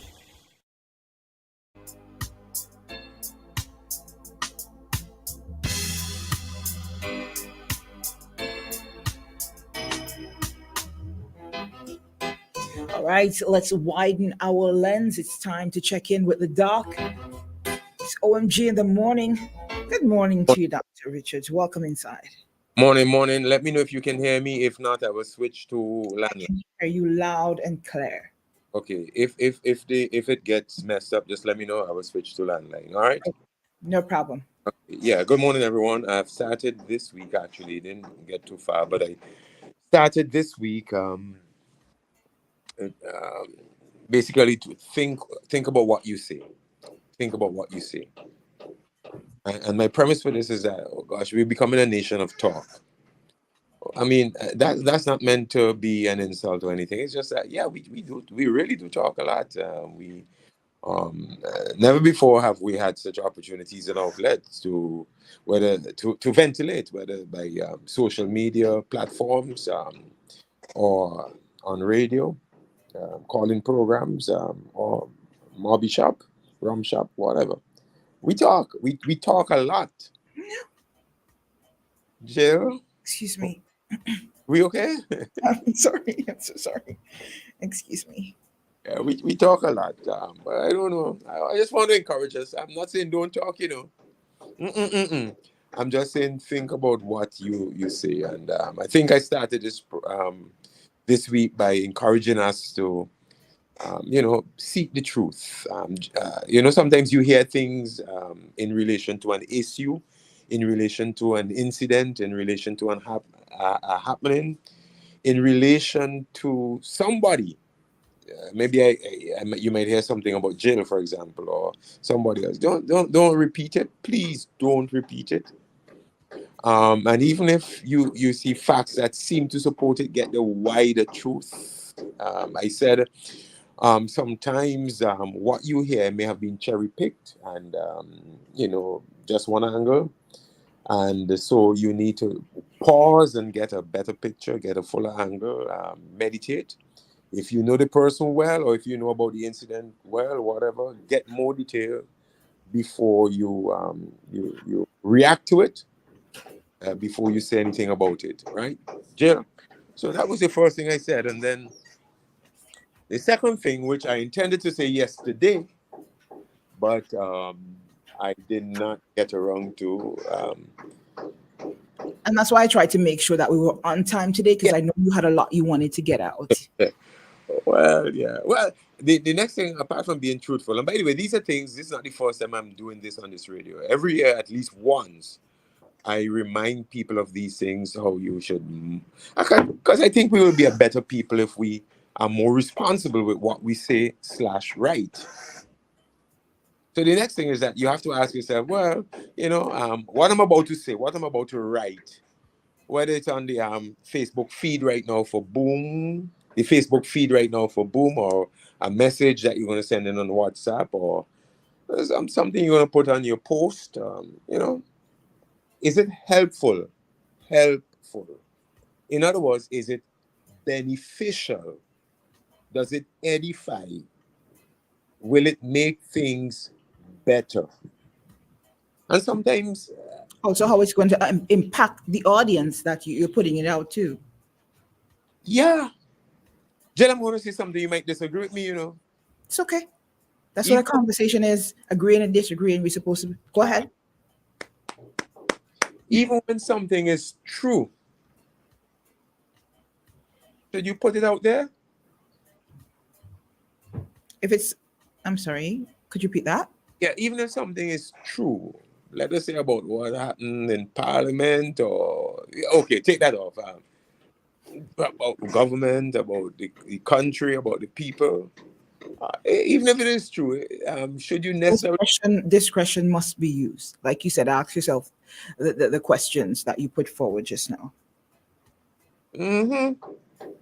I've cautioned that I've heard people speak publicly and post publicly about St. Vincent. And they paint a picture of things so horrible in St. Vincent. And while that's a blanket statement, there are some things that are really wonderful in St. Vincent, and there are some things that could do with some improvement. I get that. But the preponderance of certain people's posts, certain people's language, certain people's narrative, I'm not going to call names, And these people have an immense amount of followers. But if you scroll, search their page, I'm telling you, there is not one. You would be hard pressed. Let me put it this way. Let me not exaggerate. You would be hard pressed to see some comment, something that is a write-up, or anything that speaks positively of this country. But you will find with relative ease derogatory comments, statements, things that will pull down the country, what's happening here, discouraging for people to visit to the country, and it just paints a very, very, very bad picture of St. Vincent and the Grenadines. Now, mind you, some of the things that they might write are realities, common realities that you would find in any country, by the way. I'm not saying that they are lying, but what you put out there is just not helpful. Just not helpful. And I would want for us, as we think about what we say, post, write, to make an effort and endeavor to back up and ask, before I write this, is it going to be helpful? You see, well, Pastor, there has to be a place for criticism. There has to be a place for comment. People mess up. And I once posted this. So let me give you an example of the kind of stuff I post. And anyone can go to my Facebook and you can see what I post, and you get an idea of, you'll see if I'm actually walking the talk. I once posted this, Jill. Mm-hmm. People are going to fail. You agree with that, right? People are going to fail. There's no perfect person out there. So I posted, people are going to fail. But when they fail, that's what you do. Is it better to pull them? Is it better to push them down or pull them up? And I've watched when institutions make mistakes. I've watched when an individual makes a mistake. I've watched when organizational life, whether it's government or whatever, I've watched mistakes. I could give you a slew of them. But there's a tendency to, you failed. And by the way, the same hands that point and say, you failed. It's very rare that they are applauding and saying, "Attaboy, you did well." I don't know this proclivity. I don't know this tendency, Jill, but I think it's there that among and maybe you disagree with me, but you are more likely to hear more about a man when he fails than when he does well. Pastor, let me just interject here. Be that as it may, I understand where you're coming from, right? In terms of the point that you would have made, and Nova, I'm just going over this for you because you just stepped back in the studio, right? Pastor was saying that even though it is the truth, we have to be careful what we put out there, all right? And think about the impact it's going to have on your viewing and audience. Also, is it beneficial to who you're putting it out there for, how it's going to affect different reasons. Ask yourself certain questions before you put it out there, whether it's the truth or not, right? But he also made mention of a site that when you go on there, it's just negative against the country and the people, right? And pulling down the country. Whether it's facts, the fact of the matter is it highlights it just negativity, basically. Now, what I'm saying, what I'm gonna say, I'm just turning this around. I don't like to say I'm playing the devil's advocate because I don't want to compare myself to him in any way, show any similarities. But for information purposes, you put that out there, truth or not, because that's what that's what news is about, putting out the information, regardless to if it's negative or positive. Even if majority of the news stories on a daily is negative, it is their response. That's what they do. They put it out there so that people could know exactly what is going on, right? Now, how the viewers and the people who come in and interact to the information that is put out there, I think that's on them. We could look at it as from a point of it being, it all has to do with perspective in how the information is dealt with. It doesn't. I don't think the full responsibility is on the person on a media house who write the information. Do you understand where I'm coming from? I'm really trying to watch my words and get it out at the same time. But the media house, it's easier for the media house to just put out the information, and it's up to the people now to determine how they react to it or how they use that information. Yeah. Note, it is not a media house Pastor was talking about. He was giving an example of a site that all they do. They consider a media house still. So anything at all, any kind of information site or blog is still considered a media house. What say you, Pastor? I'm not going to assume that you missed what I said. I'm just going to ask if you missed what I said. No, I didn't miss what you said. All the preponderance, practically everything put out by this individual or these people, well-known people, negative about St. Vincent. So in other words, there's no balance. Okay. I think that's what I said. They don't put out things that are positive. They don't applaud initiatives, moves. They don't speak well of the country or what's happening in the country. But anything negative is like a magnet for anything negative. If somebody gets shot, that is going to be posted. If there's a failure, if a bridge collapses, if a playing field wall collapses, it's going to be posted. Anything negative. If a woman is abused, it's posted. In other words, what I'm saying, Jill, it's basically a platform, and there are many people like this. Many people I know, as soon as I see the name and I scroll the post, it is going to be something negative about this country. And the way the algorithms work, Facebook algorithms, I think you know how it works. They get pushed and the negative stuff feed. And so once you click, every time see this person's page or that, you are inundated with negative things. But Pastor, isn't there a balance between that where other pages are putting out positive things as well? I was just going to say, and that's why you can just scroll. which you have that scroll option.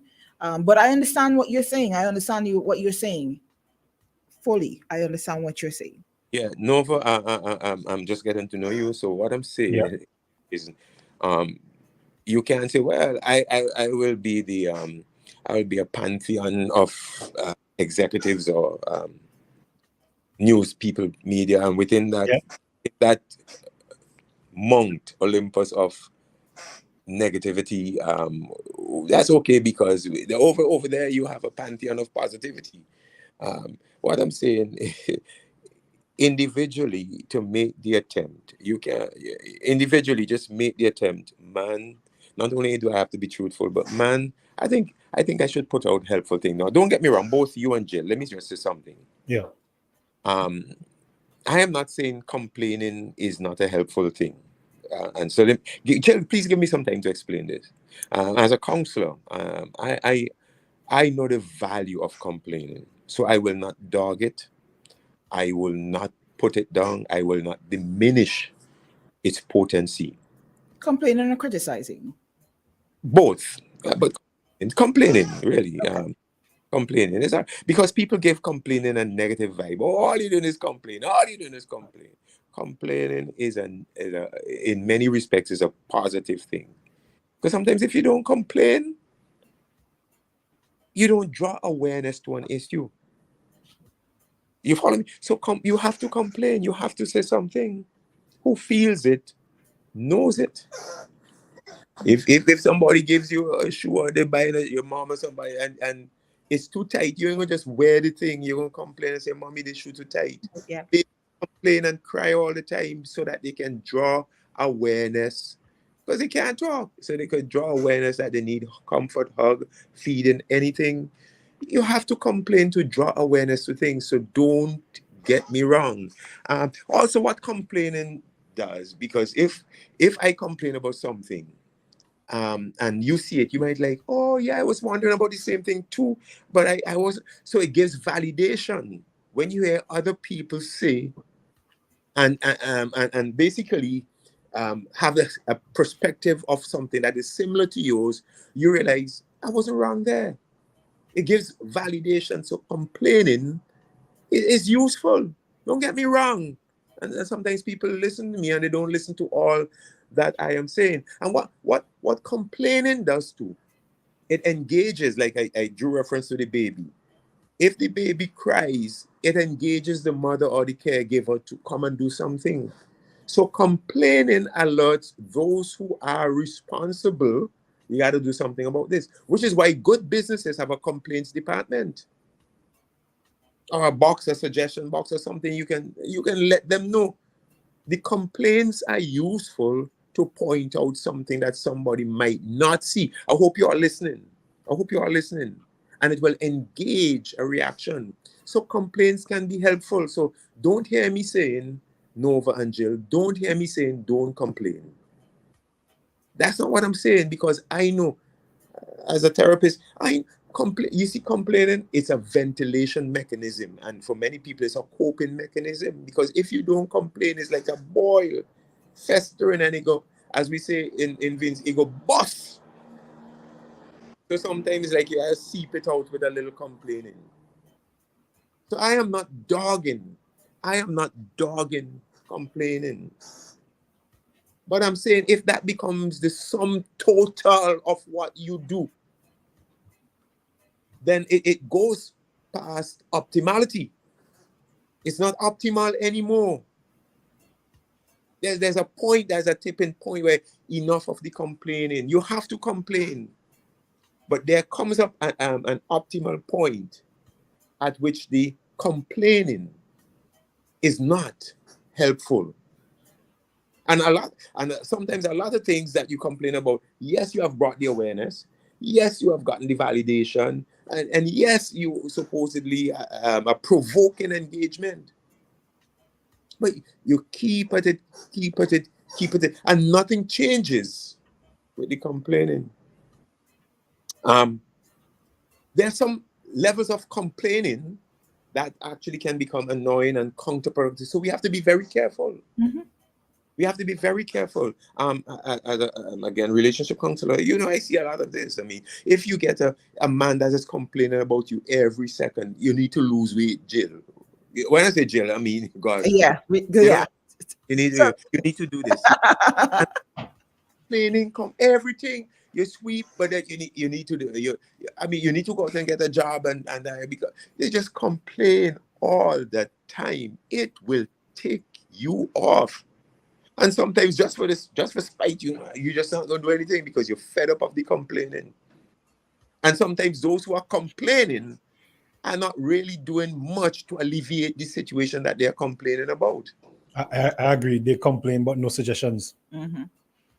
Yeah. So what I'm saying, you all heard me saying, I am not saying shut down the complaining. That's not what I said. You're basically, keep a balance. I understand. Yeah. I understand. Keep a balance. Like yesterday, and I will close here. Yesterday, I complained yesterday, didn't I, Jill? I complained. Yes, you did. About service providers. I was all names and all of that. Oh, by the way, I got a call after my program from a service provider. They said, okay, I know that you had an issue, this, that, and what are we going to give you what's it called, a rebate or something like that? And, it's just like, yeah. Well, next time I have an issue, I'm going to tell you so you can talk about it so we can get it sorted. I thank the gentleman who called. I thanked him for his efficiency. And I'm like, yeah, he said, we're going to take X amount off. It was a substantial amount, like 33% off the bill. Okay, nice. That's good. I complained yesterday, so you see, I'm not saying don't complain, but if every time I came on this station is something wrong, something mash up that I have to complain about, or somebody, it becomes like agent of complaint. Well, I complained yesterday about service because it was helpful to do that so that I can prod people, like when you're carrying a car or you're carrying an appliance or you're getting a service, just make sure you do diligence and do checks. If you go, I think I used a lawyer yesterday. Not that I'm picking on lawyers. I have a lot of great lawyer friends, frankly speaking, really upstanding lawyer friends. So don't get me wrong. But, get them to make sure that they do the work on your issue and your case and all of that. So I complained yesterday that you have to watch how the services are provided that you are paying for, because you might pay for things that you're not getting. That was a complaint. That was okay. That was helpful. Although there was probably somebody who saw that it wasn't helpful. That was supposed to be helpful. That's what you try to do. So when you complain, make sure it is in the arena of helping things. And after you have made your point, unless you have an ulterior motive for your complaint, because some people do have ulterior motives that drive their complaints, so they become agents of complaints and complain all the time. And when you're doing that, Nova, I promise you, you're not helpful. Nobody wants to be in a relationship in which the partner complains all the time. You don't want to be in a job where your boss complains all the time. There's a lot of that. True. Like you see that on social media, you see it with other people's lives. Yeah. Yes, yeah. I agree. So here's this. So I hope what I said this morning was helpful. And I hope, Pastor, that you get a call from a certain mechanic. Because I'm sure in a good way,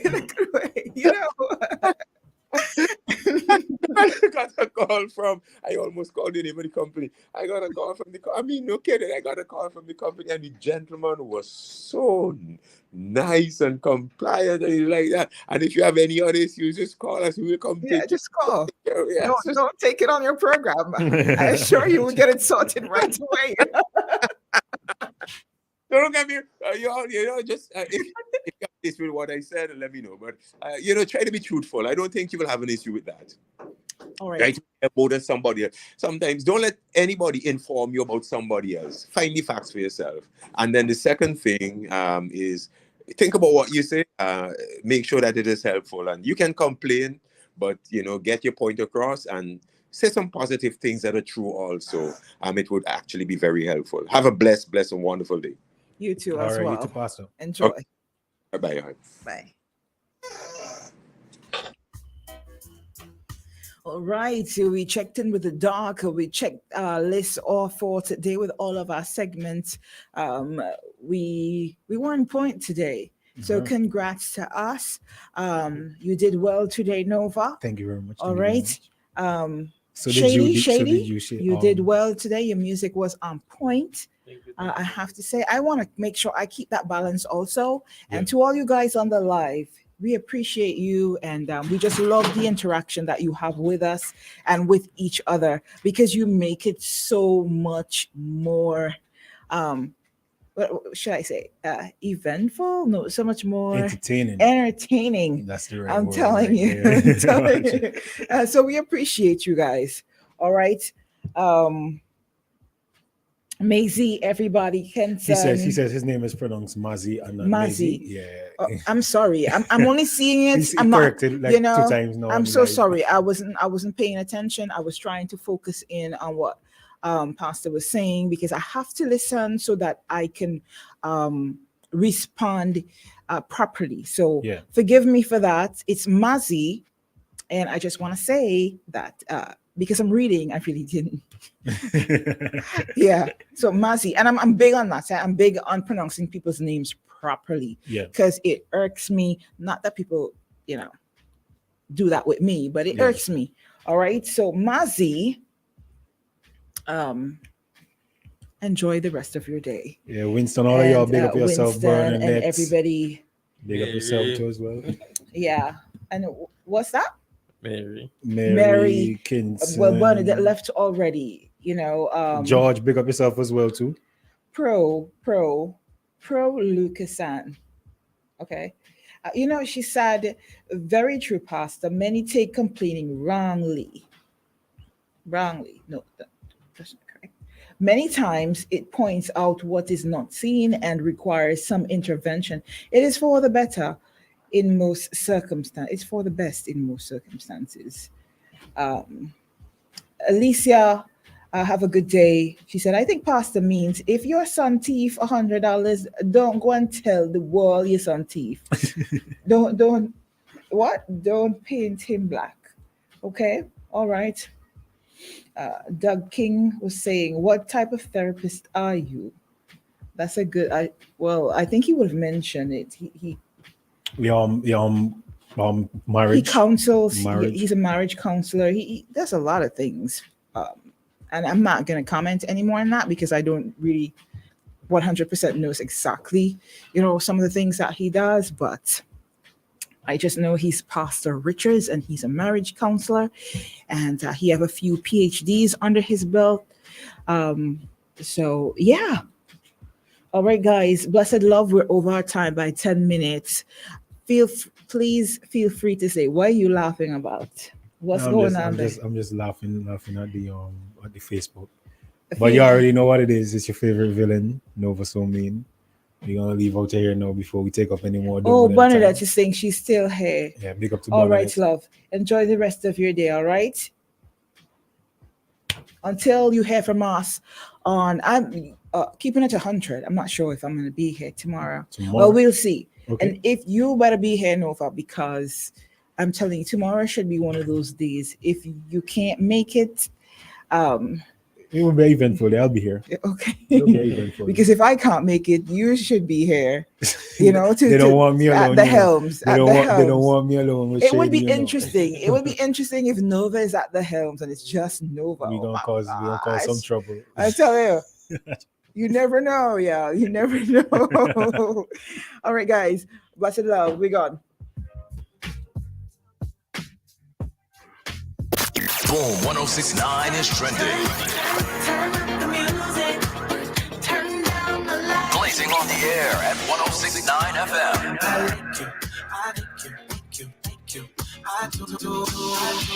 What does this button do? Lord, have mercy.